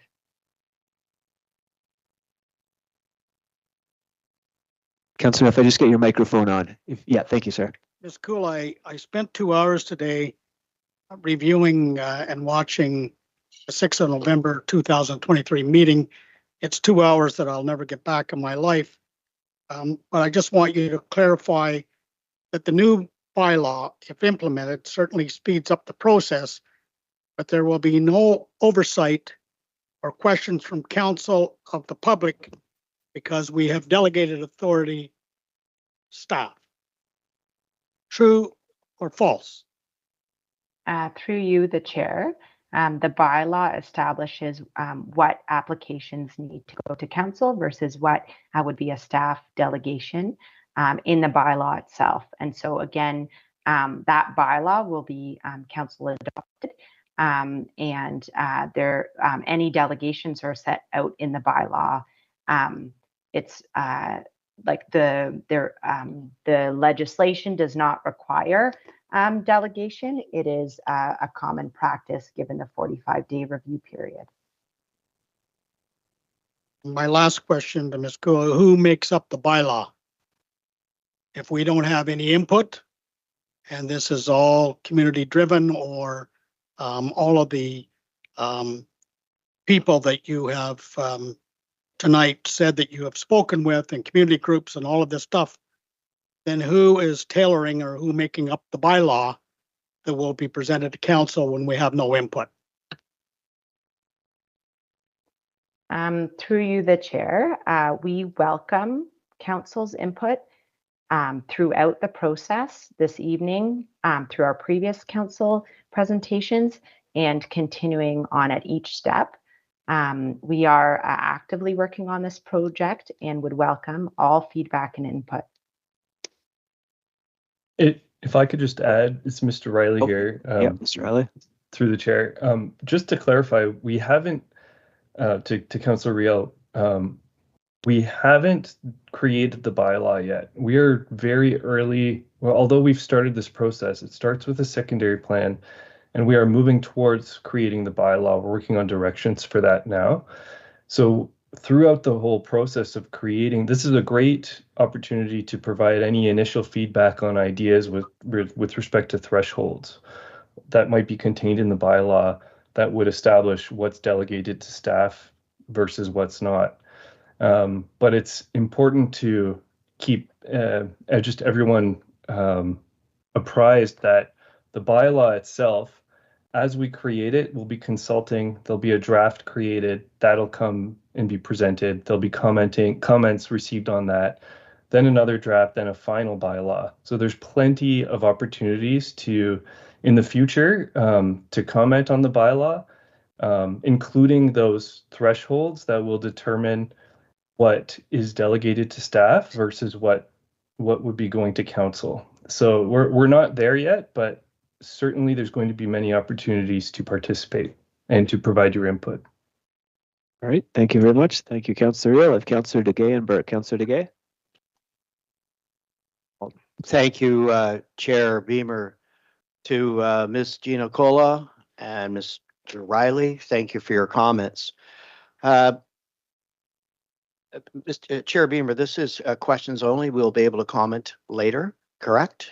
Just questions right now. We can Thank comment you. during discussion. Yeah. Thank you. Mr. Riley, in your last remarks, my understanding of this process that we're not deciding today the intricacies of the community planning permit system. We are not approving today the policy framework of our secondary plans. This is mainly an information report. And my understanding is we're being asked to decide whether we wish to rely upon a traditional zoning bylaw or consider a more modern planning tool, a community planning permit system. Is that correct? Of both speakers, I'd like to hear from both speakers if I might, Mr. Chairman. Absolutely. So I'll start through you, Mr. Chair. Great question. So yes, you're absolutely correct. This is an information report, and as Ms. Kimball provided during her introductory statements, we're at a point now where the city needs to bring the zoning bylaw into conformity with the official plan, because you have a new official plan that is required under the Planning Act. So there's a decision that can be made now, because we're already doing this process to create a CPP bylaw for part of your municipality. We're already getting there. We're already going there. Your zoning bylaw is quite old, and it's going to need to be completely brought up to date to match the official plan. So I think that what Ms. Kimball was saying is that an option is to consider rolling the entire municipality into the CPP bylaw. It might be more of an efficient way to do it, and we've already kind of started that process. So that is an option that's being considered. But you're right, no decisions are being made. The documents aren't even prepared yet. We're working towards that. And I'll pass it to Justine now. Thanks, Dave. Yeah, I think that was a fairly comprehensive answer, but as it relates to confirming the information that is being shared with General Committee this evening is to help understand kind of the process to date and to collect any feedback and input as it relates to next steps on the process. And that we have not prepared a draft bylaw yet. That will be summer 2025. But any preliminary thoughts and feedback on the delegation or materials that you're hearing from in terms of community members' inputs, would love those thoughts and perspectives sooner than later. Mr. Chairman, I have two supplementary questions, if I may. To Ms. Gina Cola, can you advise committee members what other communities in Ontario have or are contemplating community planning permit systems? I'm aware of several, but I'm wondering if you could be kind enough to enlighten us from your knowledge perspective. Thank you. So there's a number of municipalities that have a community planning permit system in force and effect. Those include Lake of Bays, Gananoque, Innisfil has one on their shoreline and is now in the process of creating a town-wide CPPS, where David, SGL, and Dylan are working on updating the shoreline and Alcona as the first phase. And then Huntsville is a most recent enforce and effect bylaw that we worked on together as well, and it is a town-wide CPPS.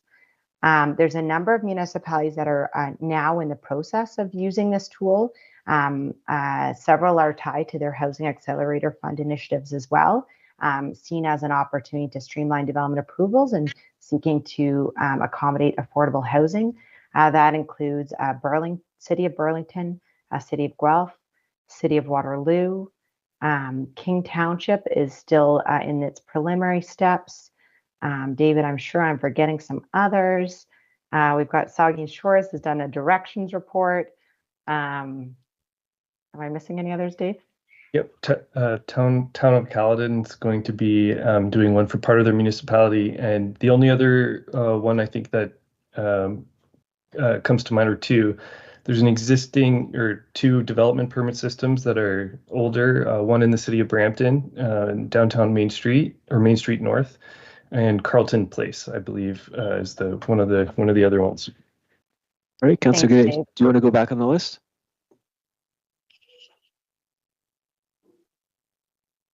Then again, I would be happy to. Okay, thank you very much. I have Councillor Burke, Baldwin, and DeGay a second time. Councillor Burke? Thanks, Chair Beamer, and through you to Ms. Giancola and Mr. Riley. Thanks a lot for the presentation. It's nice to see you again. I'm going to take this opportunity to just provide my quick feedback on the presentation and hope that it can just be heard. I think that as a counselor, when we get to the point of deciding what the threshold is for council's oversight on these matters, I think it would help for us to have, for council to have some options to consider in that case. So to have 3 options, what is the option that gives us the most oversight? What's the middle of the road option, where we're giving a lot, more delegated authority to streamline the process? And then what is the option that gives that has the least council oversight on these matters? I think for me, that would be important for us to be presented with those options around the table for us to consider. What I'm hearing from the community, based on this report, is that we need the densification and we need the housing, and that this is an important tool to do that, as long as the trade-off is very prescribed, like that exchange for facility services and matter. Like, I think the community wants to know that that the community will be benefiting from this, not just the development community. So I hope that the final product will be very clear-cut and prescriptive in terms of what the city of Peterborough is going to get for allowing this type of more radical development to happen. So that's important to me. I think that in situations where heritage buildings are involved, I think that my constituents view those attributes in our community as important attributes to try to preserve. So if there's a way to look at adaptive reuse or things like that, I hope that our heritage office was one of the groups that was consulted along with our Architectural Conservation Advisory Committee. That's a city committee with a lot of subject matter experts. What else? I think the question, so I have 2 other points for my feedback. I think that the idea of affordability is also something that's important to define. And I go back to your original presentation where you actually gave examples, I think, of Waterloo, where they did a deep dive into making having like a really regional definition of affordability in that exchange, so that when we were exchanging some of these things for affordability, we were actually getting true affordability. So like an RGI situation. So I think those are important things to me. I'll wrap it up with this. The question that I have is, in your slide presentation, you had the map of the areas and you talked about the staff recommendation to lift the height restrictions in each of those areas. I think it went down to like a purple area at the last slide, if you could bring that slide up. I'm just wondering if we approve the staff recommendation tonight, are we approving all of those height recommendations as well, or is that just something that you're considering? Through you, the chair, I'll start with the last question and then maybe mention a couple other points. This is not coming to council for a decision at this point. That will be the draft bylaw in the future. We were seeking some public input and felt it important to have something, a concept for reaction. So that is what you're seeing here, is what went to the public for some preliminary thoughts and feedback in February. If I might touch on a couple other points that were just brought up. The Architectural Advisory Committee does sit on our Community Advisory Group. Heritage permits are unimpacted. The need for a heritage permit is unimpacted by this process, but certainly there's an opportunity as it relates to adaptive reuse and broader definition of heritage than just a heritage permit.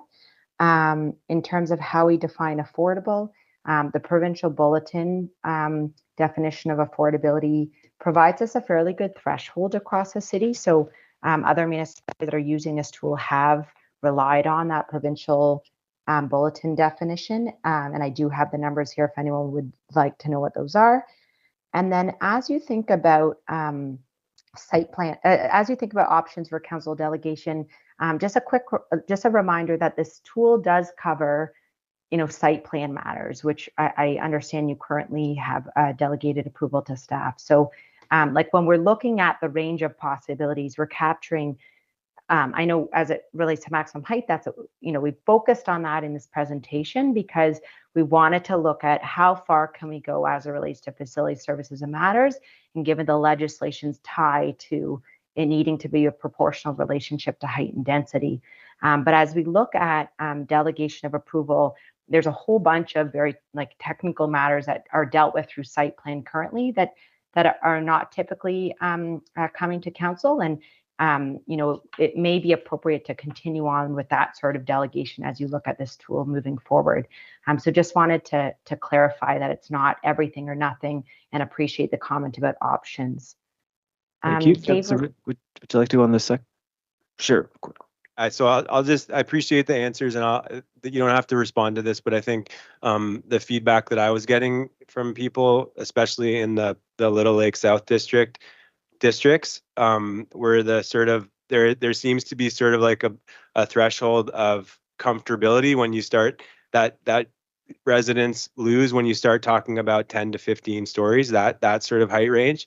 And so that's just what I'm hearing, because I think it's important to note that not only are we giving up our delegated authority as council to review these matters, but we're also, I think, giving up public notice. Correct? Well, you don't have to answer. Thank you. Okay, thank you, Councillor Burke. I have Councillor Baldwin to give for a second time, and Mayor Leal for questions. Councillor Baldwin. Yeah, thanks, Mr. Chair, and thanks to Ms. Gina Cola and Mr. Riley for their comprehensive presentation. The thread through this is what I'm hearing, and I'm probably wrong, but you can correct me if I'm right too.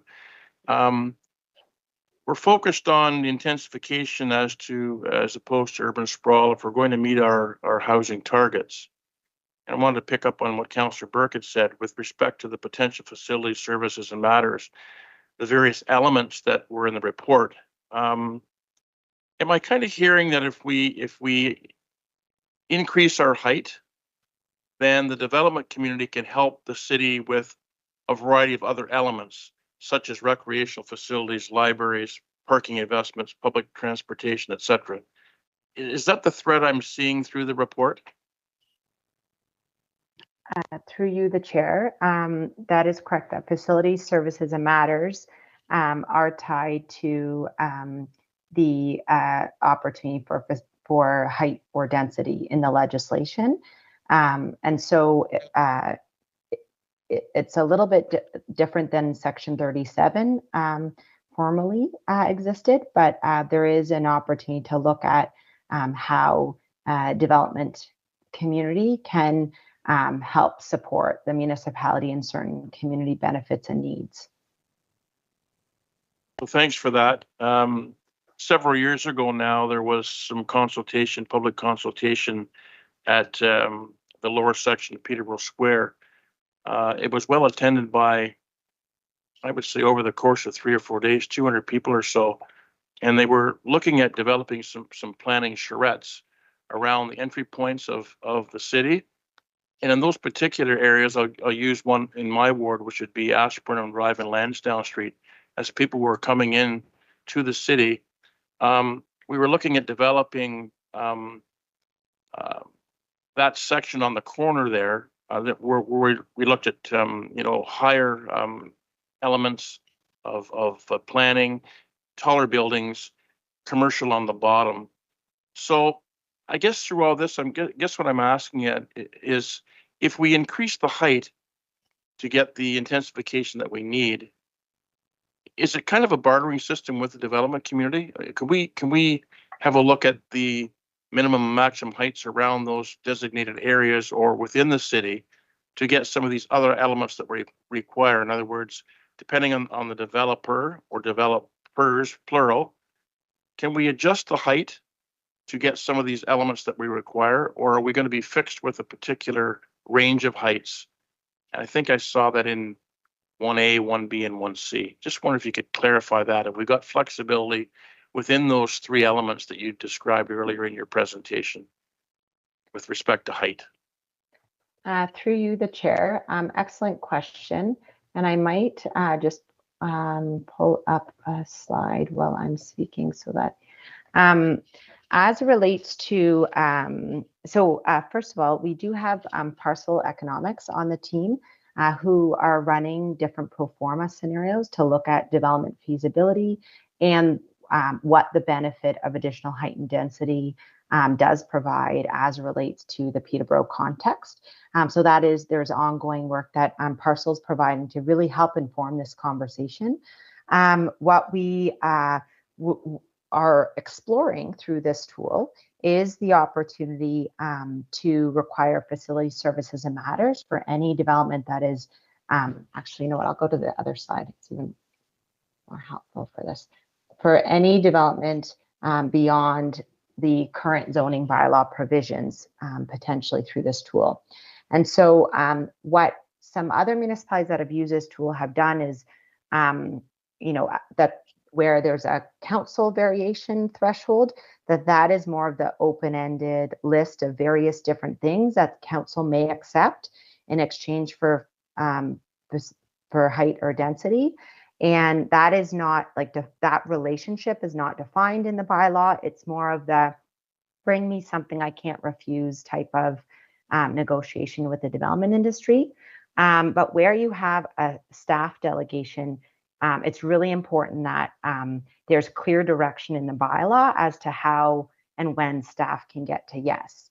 And so that's why that proportional relationship needs to be defined if you're going to look for facility services and matters as part of either a class 1 or class 2 development.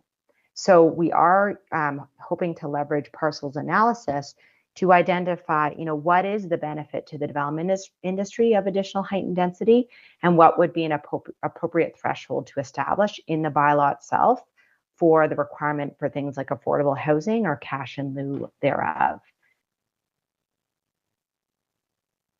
So thanks very much for the answers there. One more through the chair. Living in a fairly, I'll use the small word, conservative city like Peterborough, who's going to be undergoing massive changes. We have a very much an elderly demographic. Mayor Leo, myself, and Councillor Hakey, I put in that category. I'm just wondering, with respect to the other communities, who may have a ward system or an area system, if there's been much public pushback with respect to the heights in various areas or zones or wards in other communities, I can see we've had examples of that in Peterborough for a number of years, where there have been neighbors who are concerned about the heights in their ward. They don't mind the height being done in somebody else's ward, but not in theirs. Have you run into that issue with respect to this community planning permit system in other jurisdictions? I'm just looking for a little bit of feedback that way. Thanks, Mr. Chair. Through you, the chair, maybe I'll start, and then I'm sure Dave's got some thoughts he may want to share as well. Certainly, there is a heightened interest on building heights across communities across Ontario and beyond. Sometimes the concern around building height is based on a concern around change, and building height is one core component that members of the community can understand and comment on. And I think that one of the things that we have in a zoning tool, there's not a lot of opportunity for kind of flexibility or adjustment. So there's no ability to do conditional zoning to say you can do this if you do this. And so we've perhaps relied on things like maximum building heights or some of these development standards as the main method of controlling or managing change. What I think a community planning permit system provides us the opportunity to do, and what we saw a little bit in these conversations of these prototypical development kind of scenarios that we contemplated, is that maximum building height is one parameter. And often what we care about is streetscapes and shadow impacts and the pedestrian realm and how the building feels at the street and whether it's an activated frontage and all these other parameters.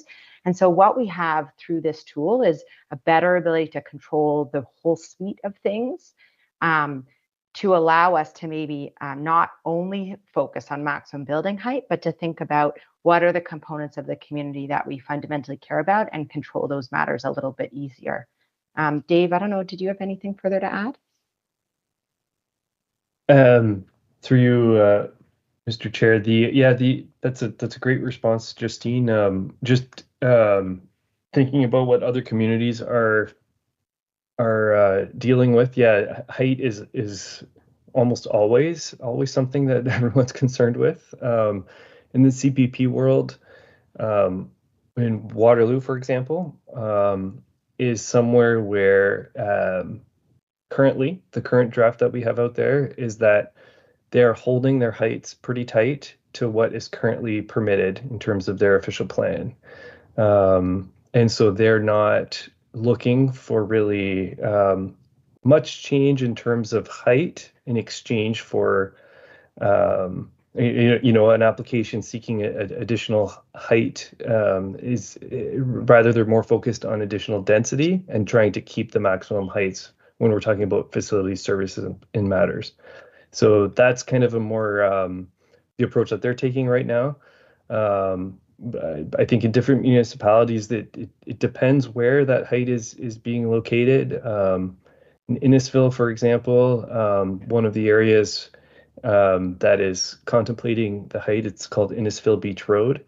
And the heights are already permitted there, there are taller heights, but the lot fabric of all the properties on that road are such that those properties are really quite deep. And so the relationship to neighboring residential areas is already a little bit buffered. So it does depend on where we're talking about, but generally, yes, there is always a concern about height. And as Justine said, that's what people are able to perceive. You don't have to be a planner to imagine what, a tall building looks like beside or near your house. So it's always something that is a concern. Okay, that's good. Thank you both. Thank you very much, Councillor Belden. Councillor DeGay for a second time, and Mayor Leal. Councillor DeGay. Chair Beamer, I'm going to review, speak during their commentary section. Thank you. Great, thank you. Mayor Leal, question? Yeah, thanks, Mr. Chair. Just one quick sentence. This report is a municipal property tax reduction report. And now I will ask my question through you to Ms. Gina Cola. Ms. Gina Cola, the city of Peterborough is 59 square hectares in mass. So with what you laid out this evening, would it be your opinion that this gives us the opportunity to maximize building activity, development activity within 59 square hectares? Through you, the chair, the downtown and intensification corridors have been planned for 15 years, and this tool provides an opportunity to implement the official plan and look at how to continue to support growth in these priority areas of the city. Thank you very much for that, Mayor. Councillor Hickey, questions? Thank you very much, Mr. Chair, and through you to the presenters. Years ago, there was, I believe, a provincial policy for bonusing for underground parking. Would that exist under this scenario? Through you, the chair, in terms of Section 37 bonusing provisions, this is different than that. The legislative framework is a bit different, and it does tie specifically to height and density. But there may, depending on what the desire is, there may be an opportunity through some of the flexibility of this tool to achieve those same desires in terms of providing, obtaining public parking in a private development if that's a need of the city. Through you, Mr. Chair. So what I'm asking is, if the city sets 13 stories, would the bonusing provision apply to go up higher if they put 2 levels of underground parking? under this system, or is it optional? Is it at the option of the city at that point? Through you, the chair, we haven't drafted any of the provisions yet, but if that is a desire to look at an opportunity to accommodate, how the built form and underground parking facilitates on the site, we'd be happy to explore that. Okay, I guess I'm not as specific as I want to be. What I'm saying is, would it be de facto done? Or is it the city's option?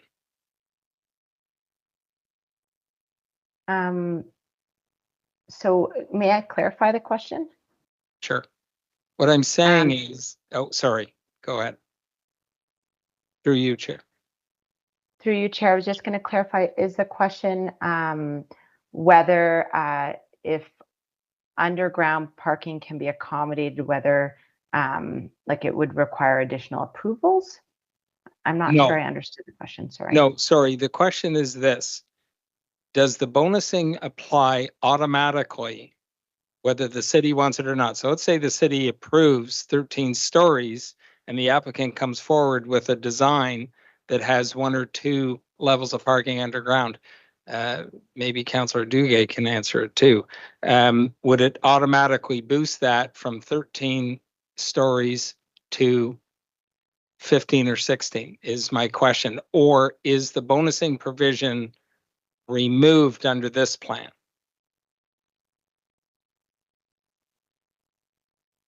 So through you, the chair, the legislation establishes an opportunity to look at additional height and density in exchange for facility services and matters.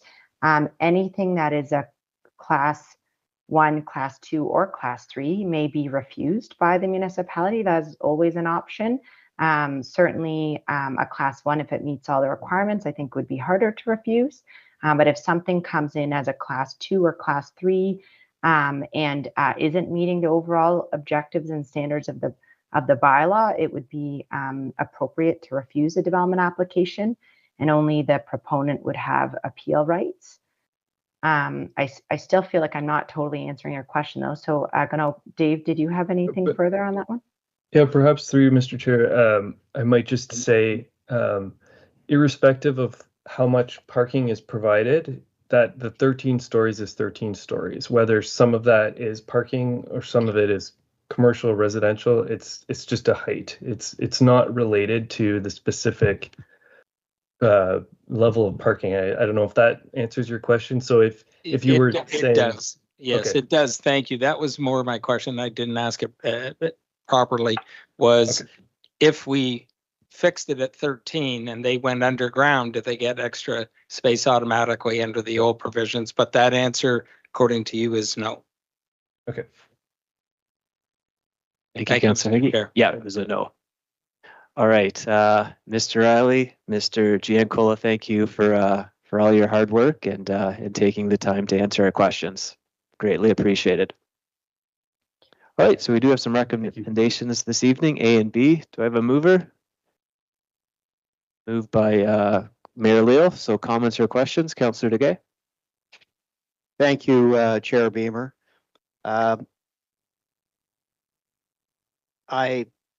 This evening's presentation in the opening remarks provided by Mrs. Kimball and then presentation remarks by our planning consultants remind us that this is not a final decision. This is a report that provides a perspective, and I think a very helpful perspective of some of the public input that's received to date. I'm frankly very happy with the level of public support. I compare it, for example, against our municipal budgets. And we don't have the same level of public participation. We haven't finished the process yet. Now, there's the 2 parts to the recommendation, Mr. Chairman. The first portion that we receive the information report, and I'm certainly happy to do same. Secondly, the report speaks to option 2, that is a community-wide community planning permit system. Now, we are obliged through the Planning Act to update our zoning bylaw which its origin is 1972. It was updated in part 1997. And I can assure you a partial update was time and it was exhaustive and it was a partial update. Now we are faced, and I'm using the term faced with an opportunity to rely upon what is becoming in many cities across Ontario and abroad, a reliance upon an older planning instrument, that is a zoning bylaw, where, for example, this evening, we had to spend time, our staff resources, to talk about an accessory residential unit on a lot with private services. That would go away. That would be a stat we would not have to. We'd be able to focus our energies on more productive manners. I have had opportunity, I was hesitant, Mr. Chairman, originally to consider the community planning permit system for the entire community. I wanted to see what was going to occur in our strategic growth areas. And through my review of this report, the review of the public consultation to date, in discussions with staff, and my review of planning matters across Canada and Ontario, I'm convinced, as an elected official, as a city councillor, that option 2 has very impressive merit, and it is the option I believe we should be pursuing. Now, I'll qualify that. I'm trying to be mindful of my 5-minute time limit. We still will reserve under option 2, when the community planning permit system is fully implemented, an opportunity to have input on what I would view as the more significant projects, or I'll describe, perhaps they're thorny. There may be as Councillor Burke rightly said, there might be a heritage matter, and it's an adaptive reuse, and it may need to necessarily come back to this council. Currently, our staff, our planning staff and other staff, are delegated site plan approval. We do not see site plan approvals. We entrust our staff, our professionals, to make important decisions arising from decisions in this chamber. So we're already there. We're partly there to date. I don't see the community being ignored in this process. I don't see the community nor council not having a say. We get to decide the categorizations and the classifications. We get to decide, to my colleague, Councillor Baldwin spoke to, and Councillor Hakey spoke to, what are these other matters that might be considered to a benefit to the community, but would also benefit and provide additional development yield to a project. So this is an information report first and foremost, but it's asking us to make it a critical directional decision. I will support proceeding with option 2. That is a community-wide community planning permit system. Thank you. Thank you very much for that, Councillor Degay. I have Councillor Burke and Real. Councillor Burke. Chair Beamer, I think for me as a councillor, one of the things that came up from my constituents was about the various demographics of neighborhoods in the central area that were faced with staff proposed increases to height restriction. And so the presentation was about, excuse me, the consultant's presentation looked at, it kind of left it in a gray area for me as a councillor, because it said it gave the current height restrictions and then it gave the staff proposed height restrictions, but we're not being asked to make a decision about that right now. I know that the neighborhoods that I represent that were included in that information are very concerned about that information. And so I'm asking you, will further consultation be done specifically in each one of those colored zones to get feedback? Because to me, the sort of slight majority of feedback that we got doesn't really warrant this broad approach to just up the height in each one of these neighborhoods. It is a nuanced thing. So my question is, when will we get a chance to look at those decisions neighborhood by neighborhood?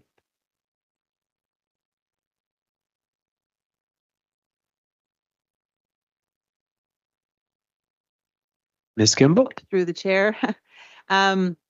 Yes, so that sort of granular, those types of recommendations on the heights based on, what area or what neighborhood you're in, will take place once we have a draft bylaw in place. So once the draft bylaw goes out for consultation, then, we certainly have those discussions, and that'll be very public. It'll be, advertised, it'll be included on our website, and we'll continue to have wholesome engagement with the community on those particulars. Question through the chair is about the actual mechanics of how that decision is going to be made. Because right now, how it looks is in the consultant's report, it's a staff proposed suggestion. So I'm interested in what are the mechanics from taking it as a staff proposed suggestion to being something that could potentially be final.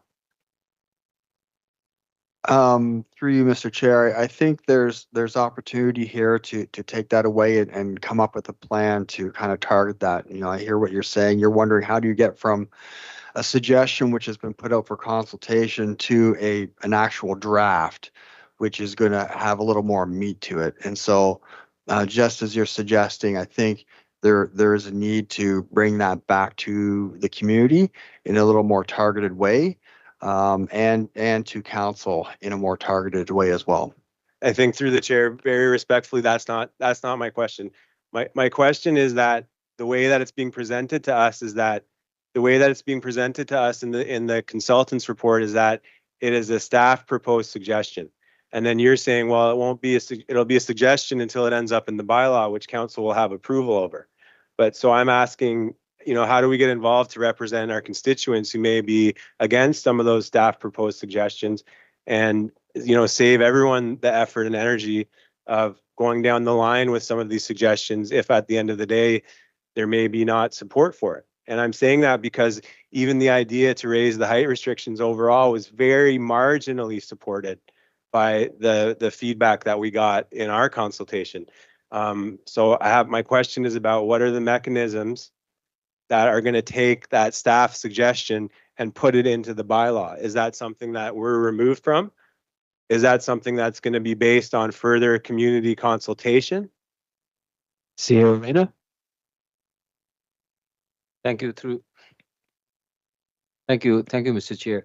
I just want to say one thing, that nothing moves forward without the council approval.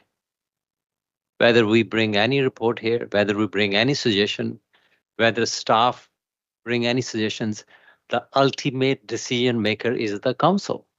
So there is no doubt that staff will bring something with their intention without the council approval. Everything will be brought here.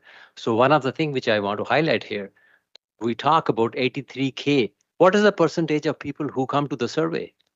You want to articulate here, sir? 2%, 3%?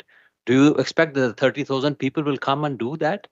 And I don't know, I just finished 2 years. So if anybody can tell me that when was the last time the 30,000 people came on something with the city?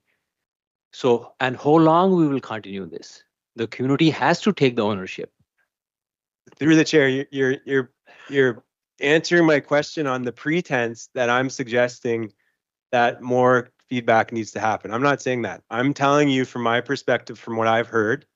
I'm telling you from the perspective of what was in the consultant that we paid for in their report, which is proposing lifting a height restriction in a very specific way, and it's calling that a staff suggestion.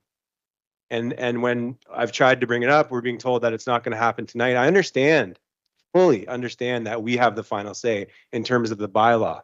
But what I'm trying to do, and I'm doing this not based on my personal opinion, I'm doing this based on what the consultants that we hired told us, which they said that there will be various touch points along the way for council to give their feedback so that we don't get too deeply down the line in a direction that we're not comfortable with at the end of the day. And so at this point, at this touch point, I'm relaying to you that there has been feedback where people are not comfortable with some of these suggestions, one. And then two, I'm relaying the point that I'm a little bit critical that the idea to lift the height restrictions overall was just a marginal majority. Those are the 2 points I'm making. So I'm asking, what is this an idea now that's set? Is this staff suggestion set and it's going to be formed into the bylaw?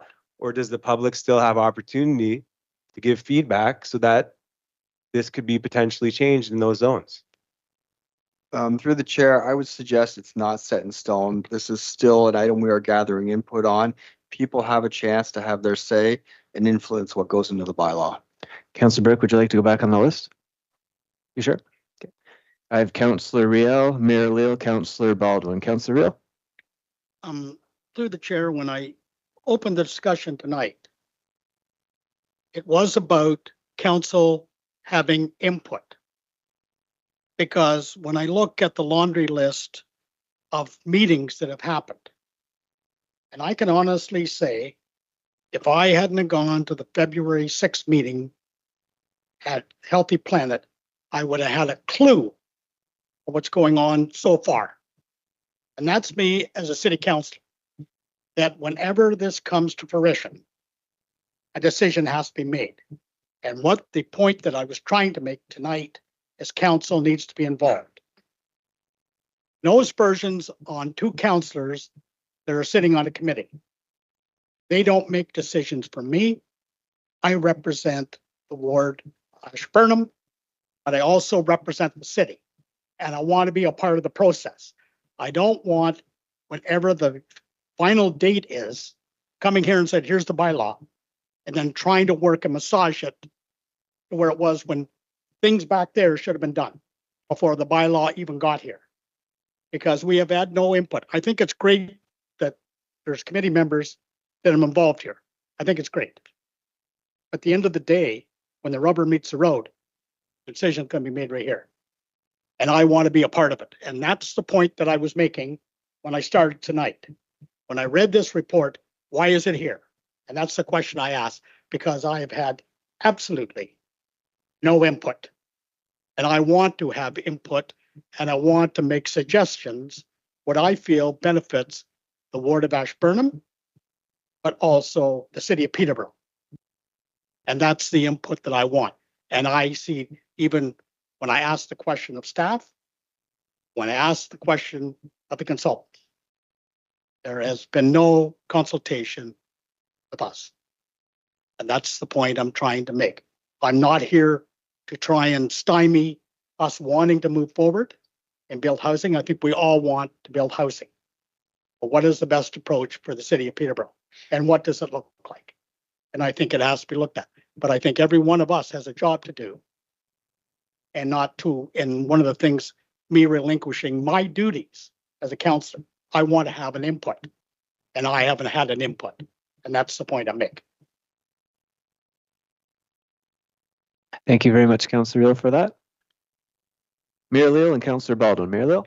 Yeah, thanks very much, Mr. Chair. Perhaps I see this from slightly a different perspective. I see this report this evening as a start point and not an end point.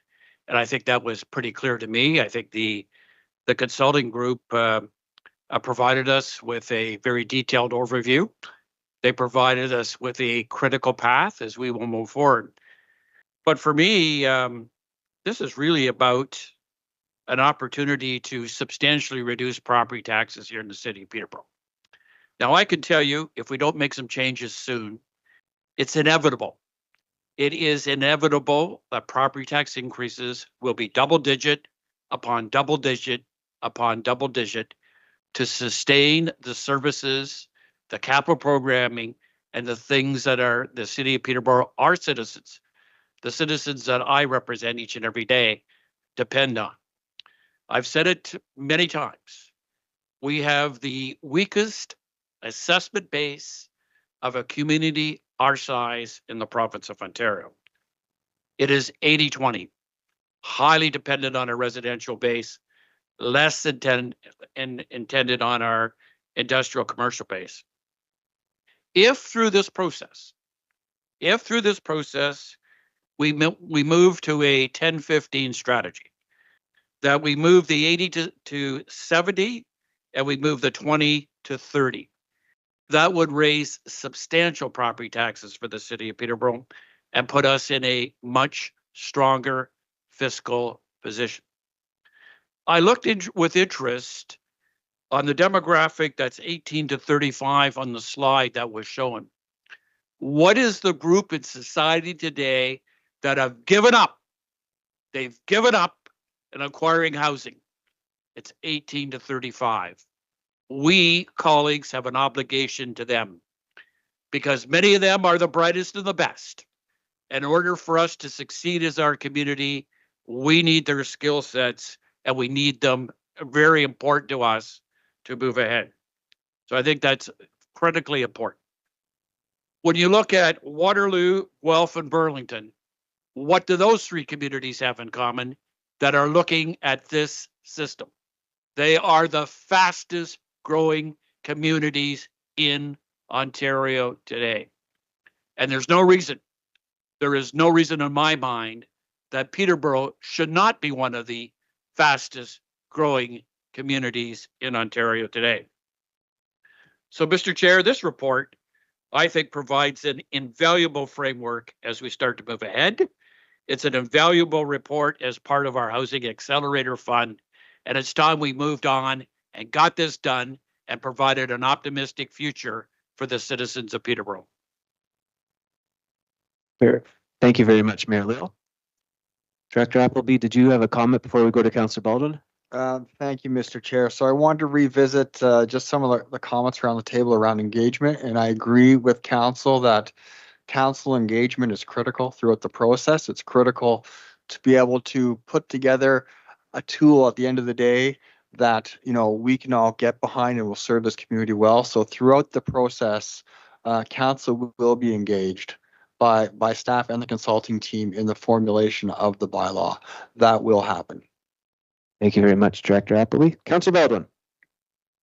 Yeah, Mr. Chair, I think Mr. Appleby's pretty much answered my question. I was going to ask the director if there was any thought to doing a workshop with councillors around the intricacies of the planning permit system, but I get the impression just from hearing the previous comment that it's at least germinating up here. I'm just wondering if the director just could confirm that may allay some of our concerns here around the horseshoe.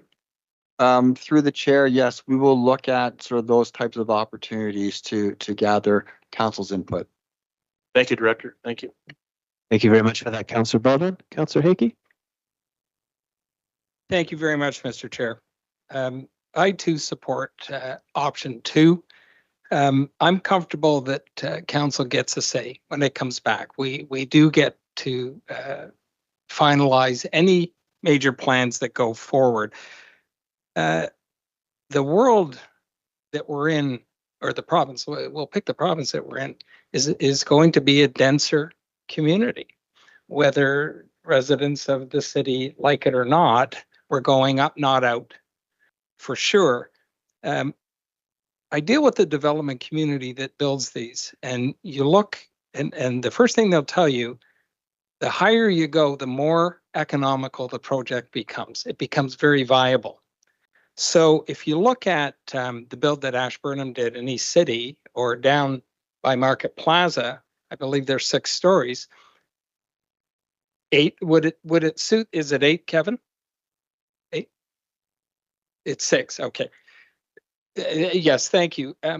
But imagine that at 10, I don't think people would bat an eye. It doesn't really change. So that's critical to understand where we're going. And people do have to get used to that. Now, I looked up recently a piece of property, well, recently, two years ago, for a developer in Toronto, and it was a 3/4 acre lot on Richmond Street that was a parking lot. And the developer that called me, his family had owned it years ago, and they thought his father was crazy when he bought it for $3.5 million. It sold for $120 million, 3/4 of an acre, and it's going up 100 stories. That's what they have to do in Toronto. I'm not suggesting we're Toronto by any means. But if you look at where the development can go, whether it's the urban growth corridors, I think 10 stories fits quite easily anywhere in the city. And I understand people don't like change. That I get. And we're in the business collectively of change here. So it's getting people used to that. I'm comfortable with it. I'm still not a big fan of the urban growth corridors, as you know, with the mix of some commercial.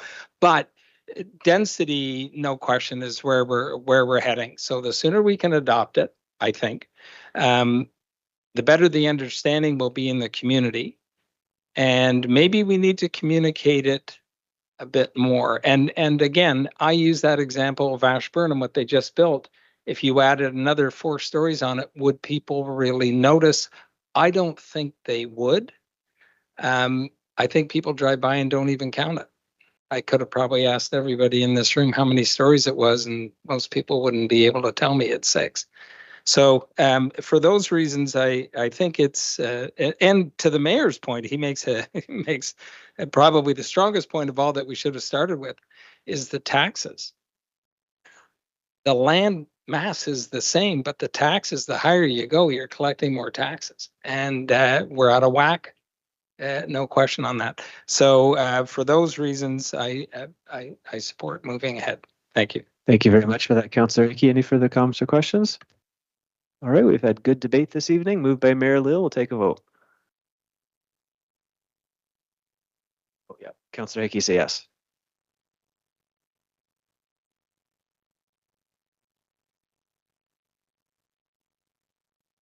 And that is carried. Thanks, everyone.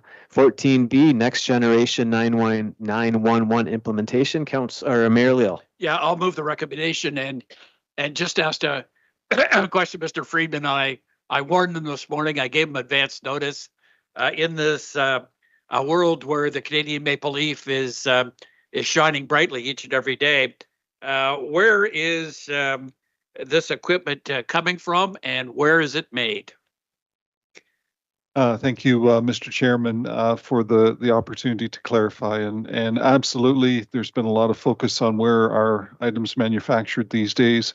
Bearcom is not a manufacturer. And we could describe Bearcom, and even though they're based in Toronto, they're a Canadian company, they're more characterized as a reseller, as an integrator or installer of the radio equipment. Mr. Chairman, as you might suspect, the answer really speaks to how tightly integrated our supply chain networks are. So there's various parts manufactured in China, manufactured in Mexico, yes, in the US, installed right here in Peterborough by a Canadian company. So it's a little all over the map, but it speaks to how complex and integrated the supply chain network is. Thank you, Mr. Chairman. Thanks very much, Mr. Friedman. Moved by Mayor Lill. Any further comments or questions? We'll take a vote. Councillor Hickey is a yes.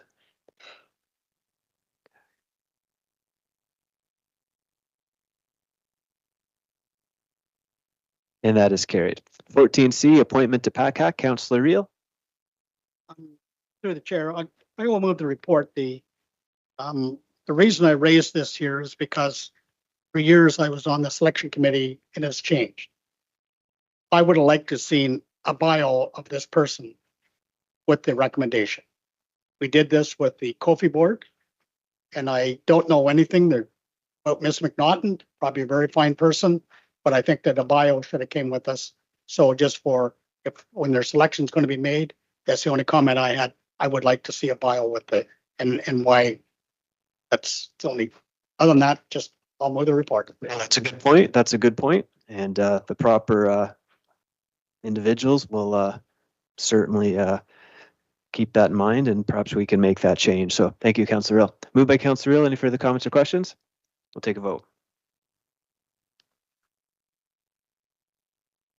Councillor Hickey's a yea.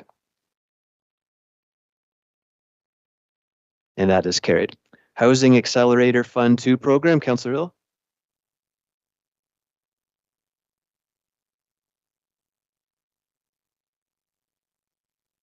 Through the chair to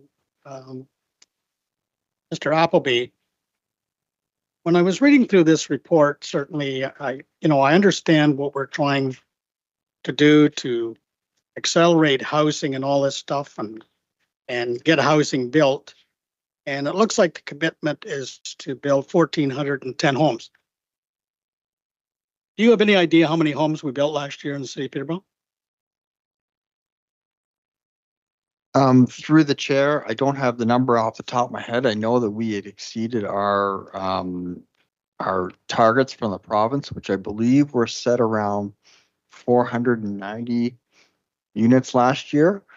And I know that number was exceeded at least in terms of the number of permits that were issued.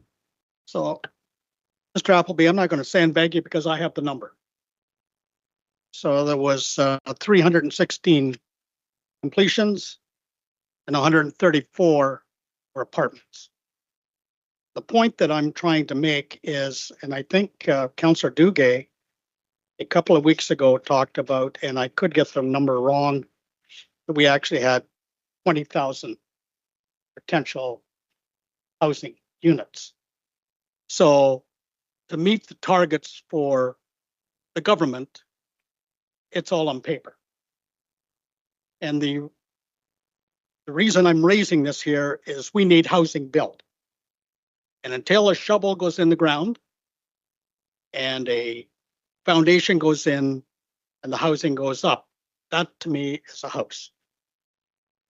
But we're meeting our housing target because it's on a piece of paper that both the provincial and the federal government has mandated to do us, and we're meeting that mandate. But we are not, for me, meeting a housing target for the people that need housing. And certainly when I sat on the task force with the mayor, the second meeting I had with the developers, I asked the question, are any of you interested in building affordable or RGI housing? And they told me absolutely not.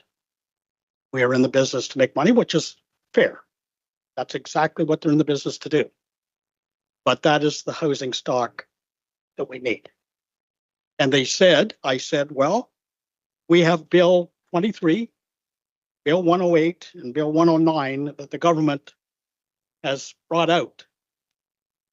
What are you going to do with Doug Ford's commitment to build all these millions of homes?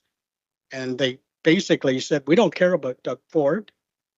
We're in the business to make money, and until commodity price and interest rates come down, we're not building. That's fair.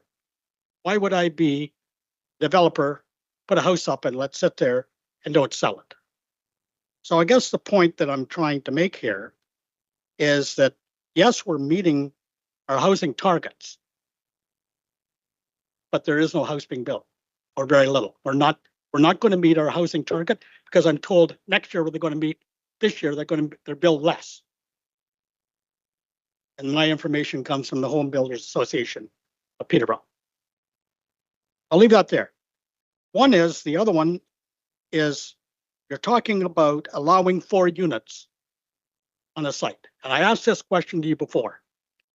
What happens when somebody puts a secondary suite in, or 1 or 2 or 3 or 4, an impact comes along and says, now we're going to reassess your property?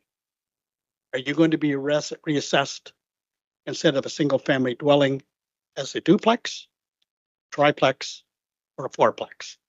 Could you answer that question for me? Through the chair, my expectation, and Mr. Freeman might have a little more insight on this than myself, but my expectation is MPAC could come along and reassess that property. They may deem it a duplex or a triplex once they know that a building permit has been issued to add a suite to that, because they'll get that information through our building division that a permit has been issued. The reason I'm raising this here, and there's nothing against people putting secondary suites in, but I think there should be a cautionary thing that, when impact and they haven't reassessed in a while, they could actually reassess your property as not a single residential home. They're now going to assess you as a duplex, or a triplex, or a fourplex, right? Through the chair, I mean, I'm not certain it's the city's obligation to warn people that may happen, but I certainly think, folks should understand that is always a possibility. So that I don't get a whole bunch of emails and phone calls where people are irate to do this here, and all of a sudden they're going to get stuck with a tax bill. I'm looking out for myself. So thank you very much. That's my comment. Thank you, Councillor. I know from the recommendations. Yeah. Commissioner Freeman? Yeah. Thank you, Mr. Chairman, for letting me jump in and provide an additional comment. And as the councillor points out, I mean, you know, the city is not in the business of assessment. That is the business of impact. And we would, of course, at any time encourage the property owner, if they have a question, to reach out to Impact for an answer. You know, we at the city do not want to see property owners stuck with a tax bill, but assessment reflects the current value of their home. And by building a secondary, second, third, fourth, or whatever suite, they are building equity into their property. And the assessment should reflect the current value of that home. Thank you, Mr. Chairman. Thank you very much, Commissioner. Appreciate that. All right, moved by Councillor Real. I have Councillor DeGay and Burke. Councillor DeGay. Thank you, Mr. Chairman. Just takes me a moment here. I have two questions of Mr. Appleby, if I may. Mr. Appleby, we did have opportunity briefly today to review this report, you and I, together with Commissioner Nelson. I'd like to draw, we'll consider page 2 of the report, page 47 of our agenda package. And Chair Beamer, I have two specific questions. Firstly, Director Appleby and Commissioner Nelson, I'm not ignoring you. I'm letting Mr. Appleby on the hot seat all night. Director Appleby, on the first point, it reads, reduce or eliminate residential parking requirements. It's my understanding, Mr. Appleby, that has already been approved by council, correct? Through the chair, that's correct. From a zoning perspective, we adjusted that February 3rd. Okay, check mark. Great. If we can move to item number 5, you may recall, and my colleagues, you may recall that Councillor Hakey and I have expressed in previous meetings the potential or the opportunity for making available city-owned land for housing projects, but various levels of development. Now, my understanding, Mr. Appleby, is that in summer, mid-summer or late summer, there could be a report forthcoming for council consideration that will speak to item number 5, I believe directly. Is that correct? Through the chair, that is correct. The half sort of work plan, if you will, that was agreed to with CMHC includes a number of milestones, one of which is a council decision point in August of 2025 relating to city land management and city land inventory, making that available for development. And Chair Beamer, I misspoke. I actually have a final and third comment, if I might, to perhaps Commissioner Nelson or Director Appleby, to Councillor Real's point. I'm aware in other communities with their additional or accessory residential units, they do have a disclaimer on the city information that there is the potential that improvements or the additional residential units could result in a reassessment of property. So we're not in a business of assessment, Commissioner Freeman, but we could conceivably in our information literature just put a flag. We already produce information. We can make that available to the community and say, be aware that if a permit is issued for these additional units, it might give rise to a reassessment of your property. I think that would be a fair approach. Again, we're not in the business, but we are in the business of informing. And that would save Councillor Real getting phone calls and emails from concerned constituents. Thank you. If that could be considered, that would be appreciated. Thank you. Thank you very much for that, Councillor DeGay. Councillor Burke. Chair Beamer, few of my questions have been answered. I have a request based on the city-owned land partnership idea. I'm wondering if, to staff, I'm wondering if members of council could be given a sort of summary of what the city-owned land is. I know that I don't have a sense of what the scope of that is. I sit on the vice chair for the board for Peterborough Housing Corp, and it was really eye-opening. As a board member, we received a package with a full summary of all the Peterborough Housing Corp locations, and there was photos of them, and there was summary of it, and that was really helpful. So is that something through the chair that members of council could receive? Sure, that's possible. Commissioner Potts? I believe that Mr. Faulkner is actually working on a policy at this moment. I'm not sure of the deadline yet, but one of the plans is to have exactly that information available. Okay, thank you. Perfect. Thank you very much. Thank you very much for that, Councillor Burke. Councillor Hickey? Thank you, Mr. Chair, very much. Following up on Councillor Riel and Duque, I would like the assurance that something like that is put on an application, not that we're asking it. I think it's very important.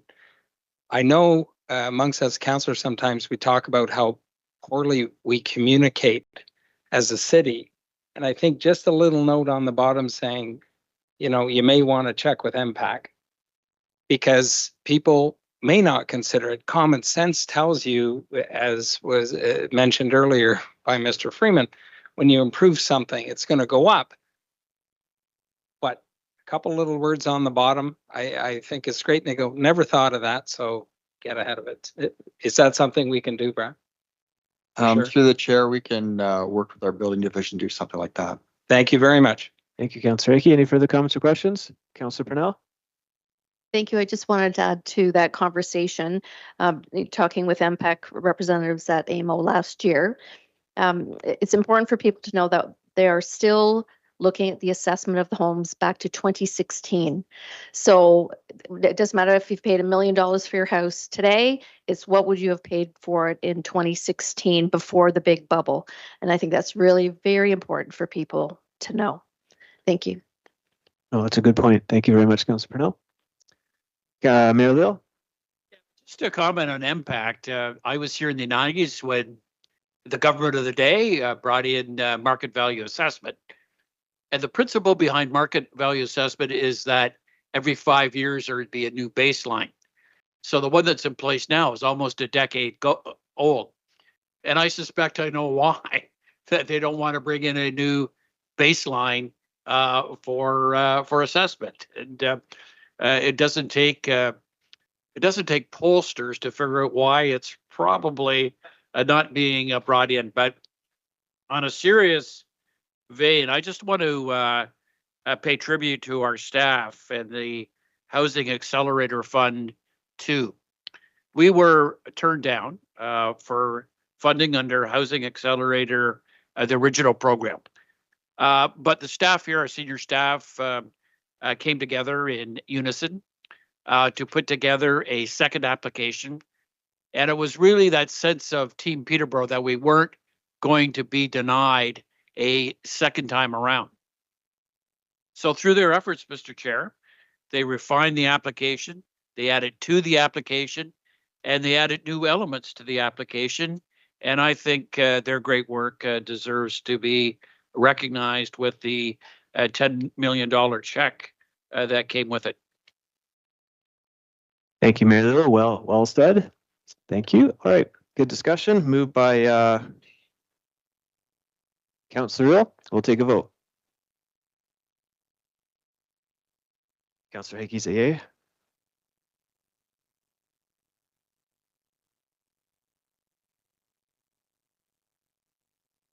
Councillor Vastianos is a yes. Move. And that is carried. All right, 14J, designation of listed properties. Councillor Hickey, but before Councillor Hickey, Councillor Burke, you have a pecuniary. We'll pull out your specific property. What property is it, or is it a few? 129 Hunter Street West. 129 Hunter Street. The Commerce Building covers 3 properties, but I'm just in 129. Okay, 129 West. So, Councillor Hickey and colleagues, the conversation we have now will be on the whole report, all the properties except 129 Hunter Street West. So not that one. We'll put that aside. Councillor Hickey. Thank you very much, Mr. Chair. It's odd. I am going to move this report, and that's very strange for me because I'm not big on designating properties against the owner's request.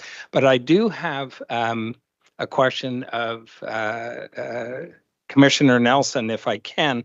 Can we get some additional information? Doesn't have to, I don't think it has to be through an amendment or a report, but what I'm looking for, Blair, is if staff can cross-reference current and pending planning applications with the names that are on this list and give it to council, which I think would be important. And if staff would investigate other municipalities that currently do not designate properties against the owner's wishes, and apparently there are some out there. Is that a possibility, and we can just do it on a handshake type of thing and bring it back?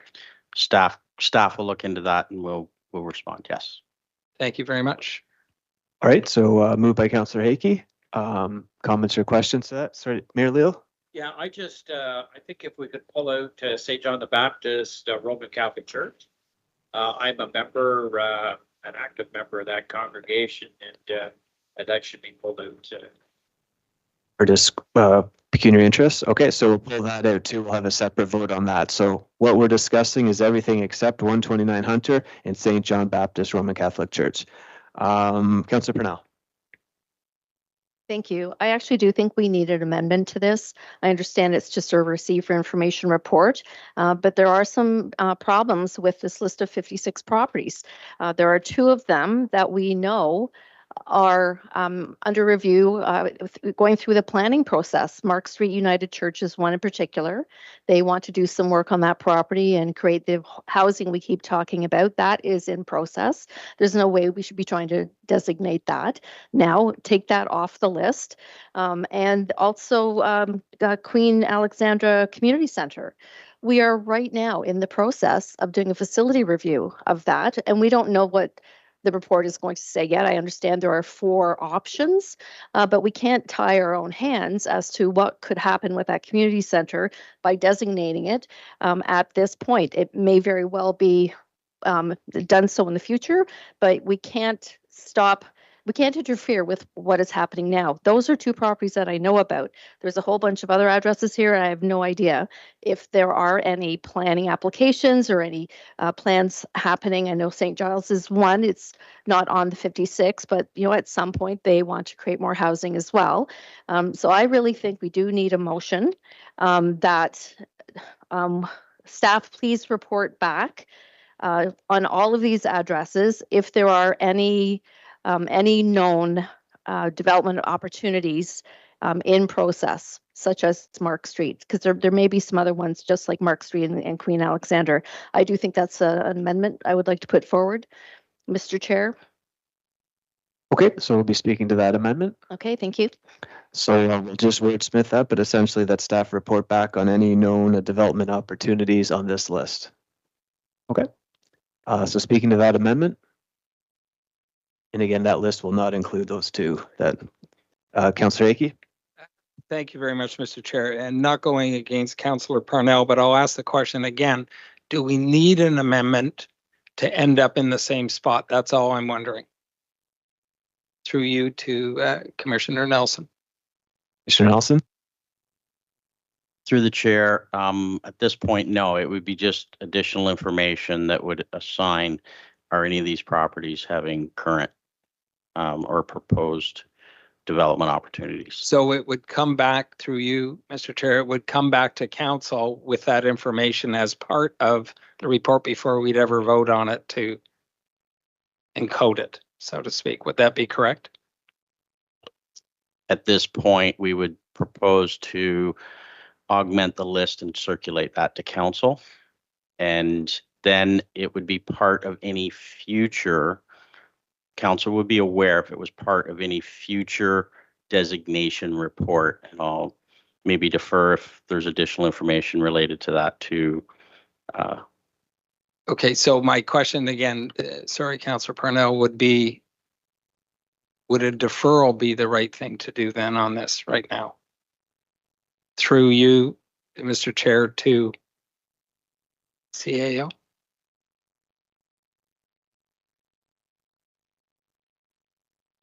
Through you, Mr. Chair, I don't, my recommendation is not to defer because this report is for the information, received for the information. As Commissioner Nelson has said, that we will bring back the information to the council so that they are updated on the information. Okay, I'm comfortable with that. Thank you. Thank you, Councillor Higgy. Speaking to the amendment, Councillor Duguay and Mayor Leal. Councillor Duguay. Thank you. Chair Beamer. If I might, a question, perhaps I see that Mr. Hanson is in attendance this evening. If is it appropriate to ask a question, Mr. Hanson? Mr. Hanson, on the Mark Street United property specifically, which is subject to a current, I believe, rezoning application, will there be a heritage impact assessment study required as part of that application approval? Through you, Mr. Chair, to Councillor Duguay, yes, we have requested one, and I believe a draft has been prepared for our review at this point. Secondly, if I might, Chair Beamer, specific, and I'm focusing on Councillor Parnell's comments. Similarly, with Queen Alexandra Community Center, how will we approach other than a heritage designation brief? Would we be considering on the various options an impact statement in the event there's development contemplated at the Queen Alexandra Community Center? How do we measure and consider heritage on one of our own buildings if it were to ever change and we were to add to a building? Through you, Mr. Chair, to Councillor Duguay, I think the answer is we would not seek a third-party assessment of the property. You would count on the subject matter expertise of staff to provide that information.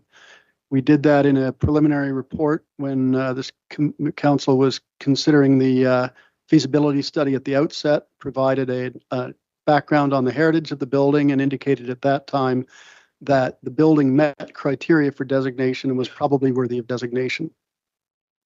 I appreciate that clarification, particularly, Mr. Chairman, as it relates to building, because some of these that's at least one of which it is city owned. So I appreciate that important clarification. Thank you. Thank you very much, Councillor Duguay. Speaking to the amendment, Mayor Leo. Mr. Chair, I just came across something very interesting the other day. I was reading the Ontario Farmer newspaper, the February 25th, 2025 edition. And the title is Kingston Council Votes Down Heritage Designation. And I'll just read a short piece of it because it provided me with an interesting insight of what the impact of some of these designations might be. A Florida Road property owner broke down in tears after City Council voted against designating her home as a heritage property. City Council unanimously voted against the designation after the owner, Teresa Burley, said her homeowner's insurance would become unaffordable if her home was declared a heritage property. Quote, if the designation goes through, we're going to lose our insurance, Burley said. Without insurance, no bank is going to hold our mortgage.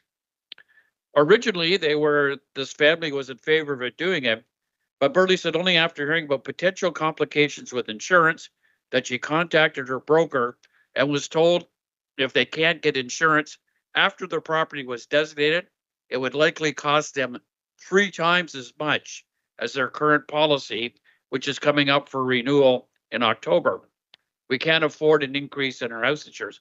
I'd never heard that before, that if you have a designated property, you seek home insurance, it goes up dramatically. So maybe we could get some background information on that, Mr. Chair. Thank you. Thank you very much, Mayor. I recommend it. Yeah, it's a good one. Any further comments or questions on the amendment? Councillor Parnell, second time. Yes, thank you, Mr. Chair. I do think the amendment is important because we need it in writing. We know of 2 properties already on here that we really shouldn't be seeking designation at this time. One for sure is being redeveloped well into the process. The other one, we really shouldn't tie our hands. There could be other ones on this list that we don't know about, so I don't want to just remove those 2 properties in particular. I would like to see a list come back on each of these properties, in writing, any of these that are known development opportunities for housing. They should not be prioritized on this list. I think the amendment's important to go ahead with this. It needs to be in writing, and I do appreciate that staff will put together a list, but we need it in writing. All right. Thank you. Councillor Baldwin, amendment. Question, Mr. Chair, through you to Mr. Hanson. Eric, if we take off 10 properties, would you be bringing back another 10 properties so we get a full list of 56, or is that not in the cards this time around? Through you, Mr. Chair, to Councillor Baldwin, I think we'd have to go back to PACAC because it's their recommendation to council that you're looking at tonight. So if you took 10 off, we would probably seek direction from PACAC if there's another 10. I mean, they were choosing from a list of 220 down from 700 that we've identified as quite likely worthy of designation. So there's lots there to pick from. Mr. Chair, I think that was my point. We have 700 properties. PACAC only recommended 56 at this point in time. If we have many of those properties on the list, we should try and get as many designated as we can, I believe. So thank you for that. Thank you very much. Any further comments or questions?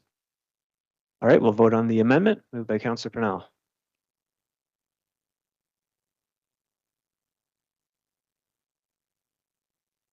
Yeah, so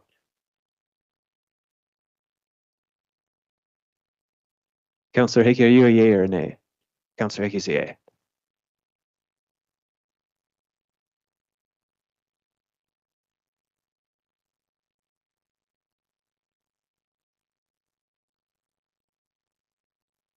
And that is carried. All right, any comments on the amended motion? Councillor Burke? Just a quick comment. I think that while Eric Hansen is here, I'd just like to say thank you so much for all your work that you've done for the city of Peterborough for 22 years and definitely with the Heritage Office. I receive constantly feedback from people about how lucky we are as a city to have someone with your knowledge and expertise working here and working on this very important issue. So thank you very much. Thank you very much, Councillor Burke. Any further comments or questions? Councillor DeGay? Thank you, Chair Beamer. On a similar note, I wish to express some gratitude to PACAC for their very difficult exercise in having to rationalize 56 properties from 700.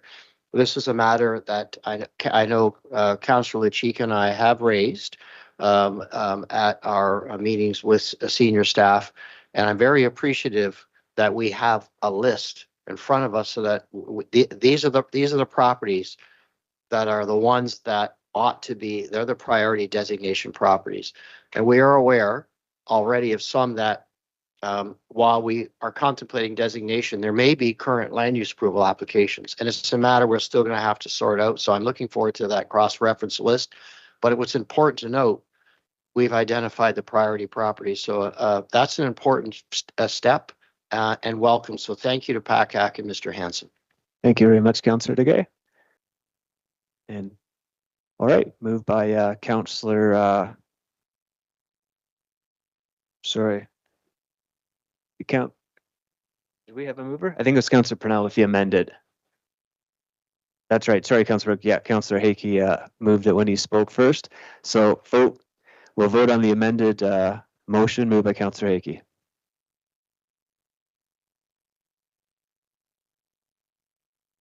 With the exception of the two, that's correct. Amended motion with the exception of the two.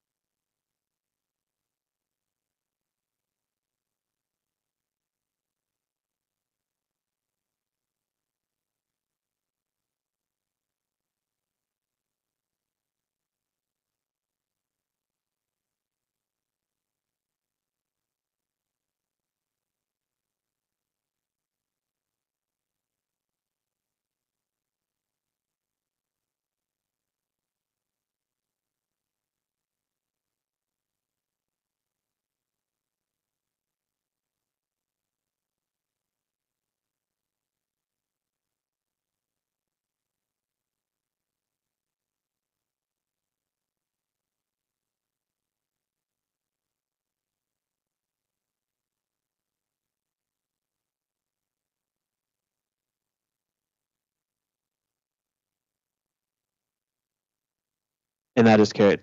All right, now we'll deal with the other two that Mayor Leal and Councillor Burke will have a pecuniary, 129 Hunter Street West and St. John's Baptist Roman Catholic Church. Councillor Hickey, you're comfortable moving to proceed with those two? Yep. Comments or questions to those two? Moved by Councillor Hickey. We'll take a vote on those two. Councillor Burke, a conflict. Councillor Hickey's a yay. So, and that is carried. All right, everyone. So notice of motion. We have two notice of motions this evening. The first one is Councillor Crowley. Thank you, Chair. Yeah, it's not that long. Do you want me to read the whole thing? You don't have to. I think we'll have it up, but you're welcome to, or it's up to you, but you don't have to. You can see the motion. So the notice of motion is up there. Everybody can see it. They know what it's related to. I'll just say a quick thing about it. Colleagues, we find ourselves in an age where falsehoods spread with alarming speed, where trust in our institutions are shaken, and where the very fabric of public discourse is under siege. In such a time, it is the duty of the City of Peterborough to stand firm, to act with purpose, and to ensure that the truth remains unassailable.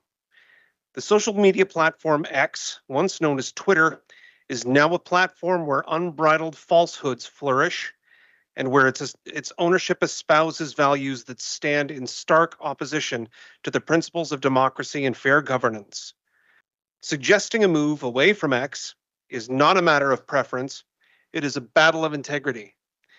To remain on X is to risk the perception that we lend credence to its dangerous narratives, abide its distortions, and subject our residents to the corrosive influence of a space where divisiveness and manipulation are allowed to roam unchecked. It is unthinkable that in our duty to inform and serve, the City of Peterborough should tether its communications to a platform where truth is but an inconvenience, where misinformation thrives, and where foreign influences may yet seek to destabilize the discourse upon which free societies depend. It is our moral and civic obligation to sever such ties, not with hesitation, not with timidity,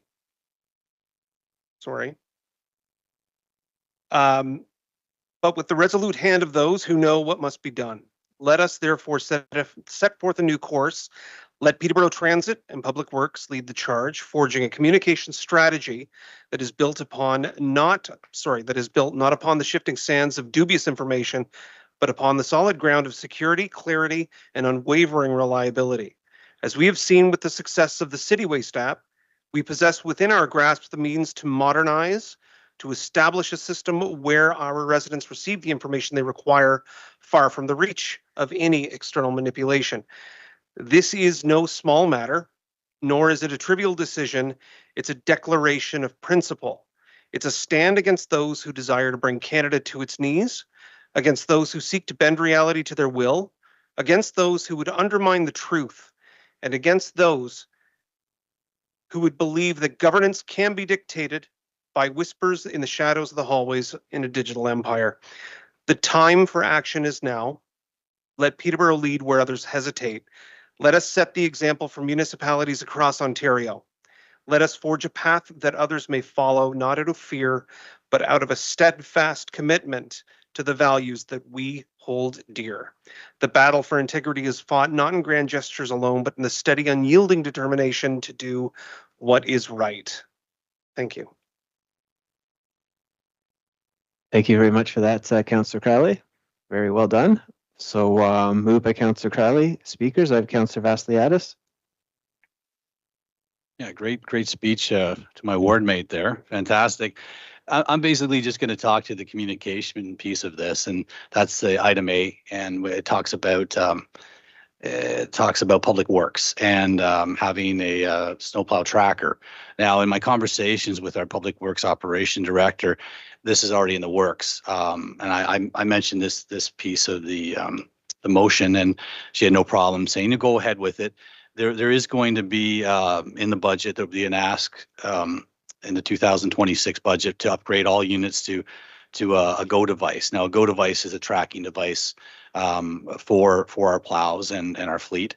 So from what I understand too, this has been in the works for the last few years, a couple of years. So that's good. I just wanted to make sure that everybody knew that it's already been they've been working on this, and they want to communicate. This is a great way for us to have full control over it. But yeah, it's just a matter of time that we'll have that type of app, and from what I understand too, and related to our website, it's built to accommodate these enhancements too within the website. So congratulations again to communications and to Public Works, but this is just another way of bringing that out that we are working on this. So thank you. Thank you very much for that, Councillor Vassiliadis. Comments or questions to the notice of motion, Councillor DeGay? Thank you, Chair Beamer. I'll be brief. To Councillor Crowley, I think this is a timely and necessary motion. I will admit that I had what we referred to previously as a Twitter account and more recently as an X account, never commented. But man, there were some awful comments about some of us for decisions that we made benefiting our community. Some directed at myself, and I thought I was responsibly carrying out my duties in a professional and competent manner as a councillor. So there's also other elements here at risk, and knowing that transit and Public Works can modify their communications program in a manner that provides service to community, that's fine. My understanding, though, Councillor Crowley, this wouldn't prohibit any of us from personally having an X account. It just means, from a city perspective, this is saying the city no longer would use X as a social media or means of communication. Is that correct, sir? That would be correct, because I don't think the council can dictate what we do with our personal accounts, but certainly the city. That's in that regard, then I understand the necessity of and the importance of the motion. I will support same. Thank you. Thank you very much for that, Councillor DeGay. Councillor Hakey. Thank you very much, Mr. Chair. I'm certainly going to support this. And when I get home, I'm going to talk to Joanne about the things she's been saying. Thank you very much. Appreciate that. Further comments or questions? Moved by Councillor Crowley. Notice of motion. We'll take a vote.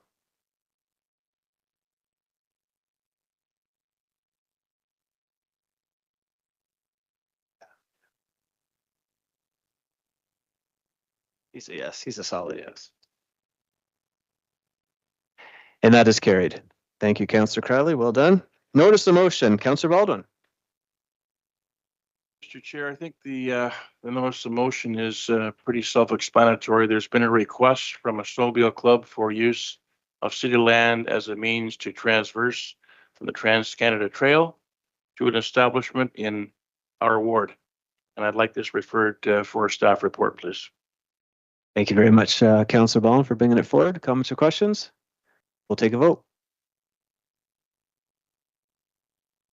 Councillor Hakey's a yay.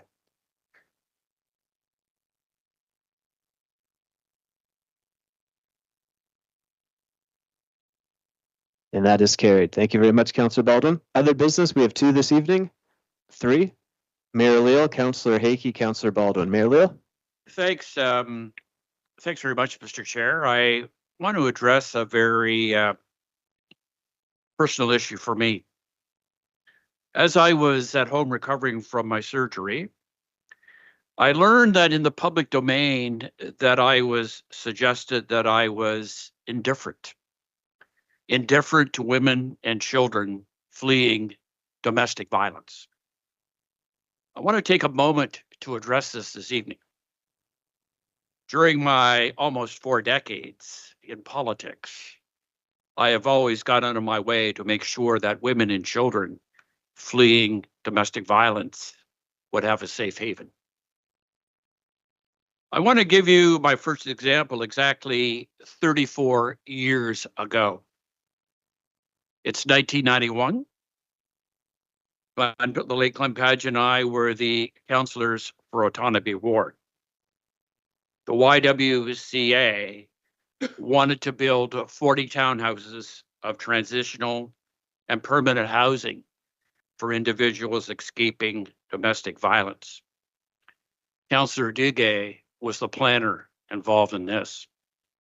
With great respect to my colleagues from Ashburnham Ward, the first choice was a site in Ashburnham Ward.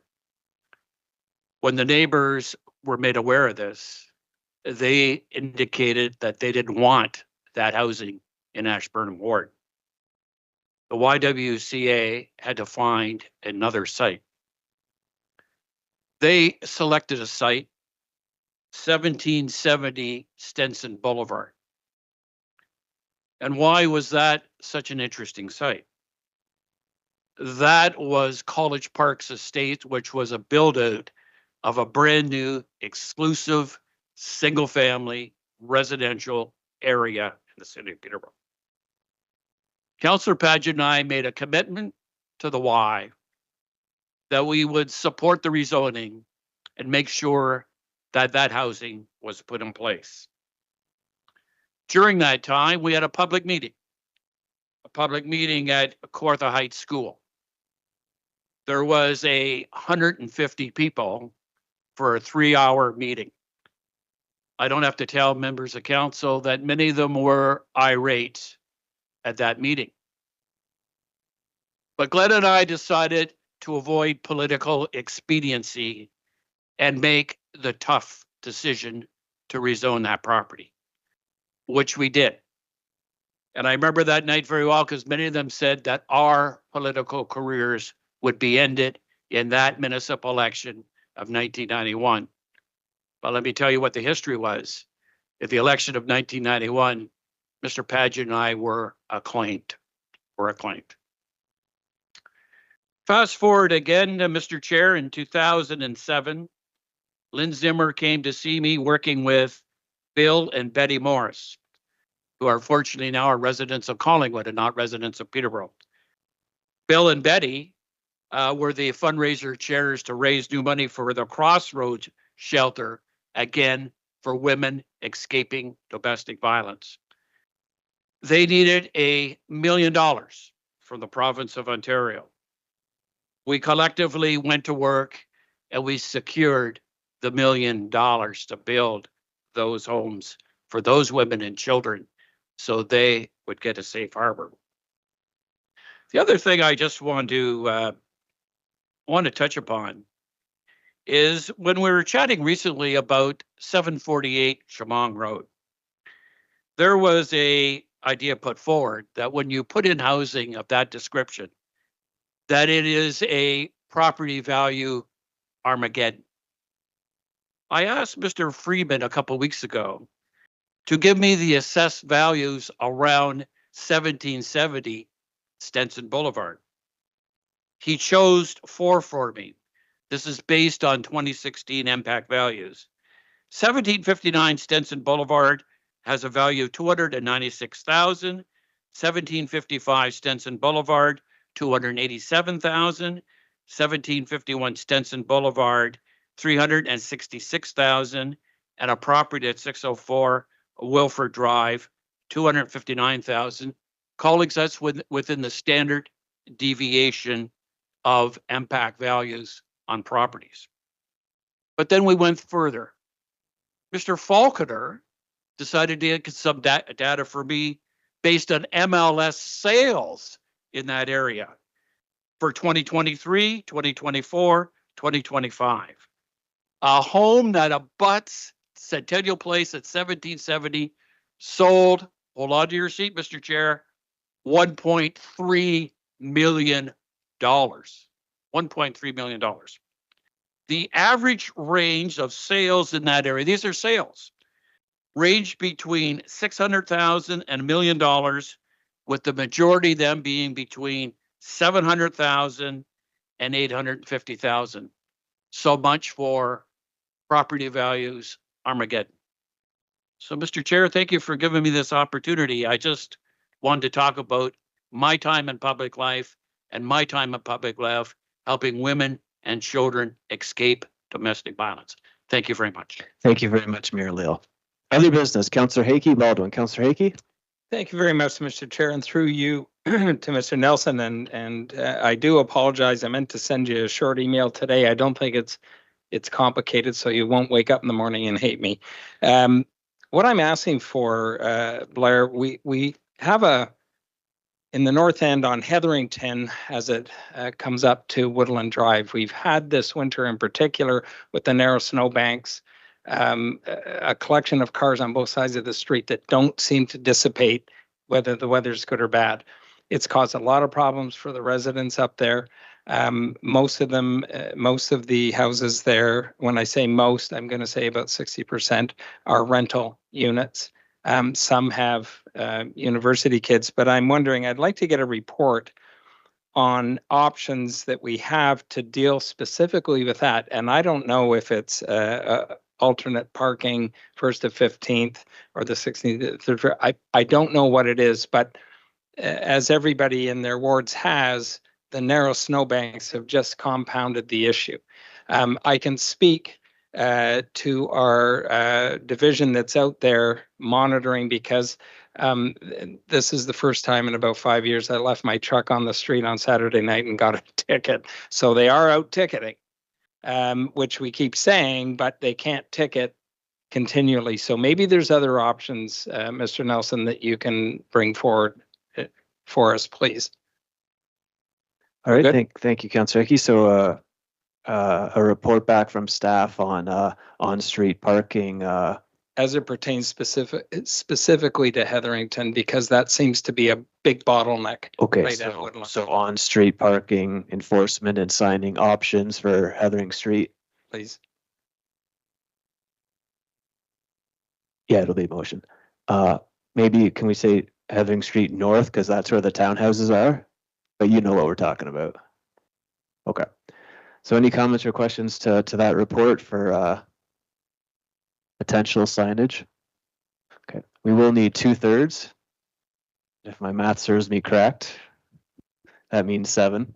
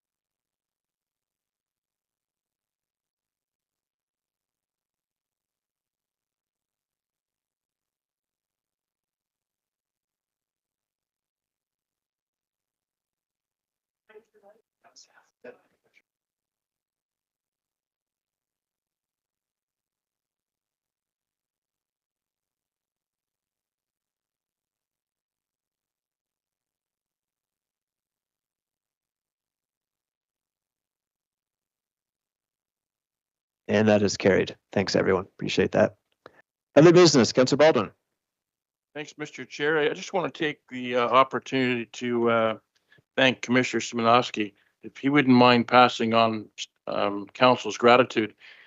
I can't remember, Ilmar, a winter like this in quite some time. And our hardworking staff did a marvelous job throughout the summer, but most importantly, the last couple of weeks, we got a couple of big snow dumps. And then last week, when we got a little bit of a reprieve, we had that, rain. And I know your staff were out de-icing catch basins and things like that. So I'd just like to thank you on behalf of the residents of Ashburn Ward. I think I can speak for all of council and the mayor for a job well done. So thank you very, very much for you and your staff. Thank you, Mr. Chair. Thank you, Councillor Baldwin. Well said. Well said on behalf of the whole community, as you said. So thank you so much, Gary. Other business, motion, no motion to adjourn. Councillor Burke, we'll take a vote. Councillor Hickey's a yay. And that is passed. Thank you, everyone. Thank you, council. Thank you, staff. Have a good week. We're in adjournment.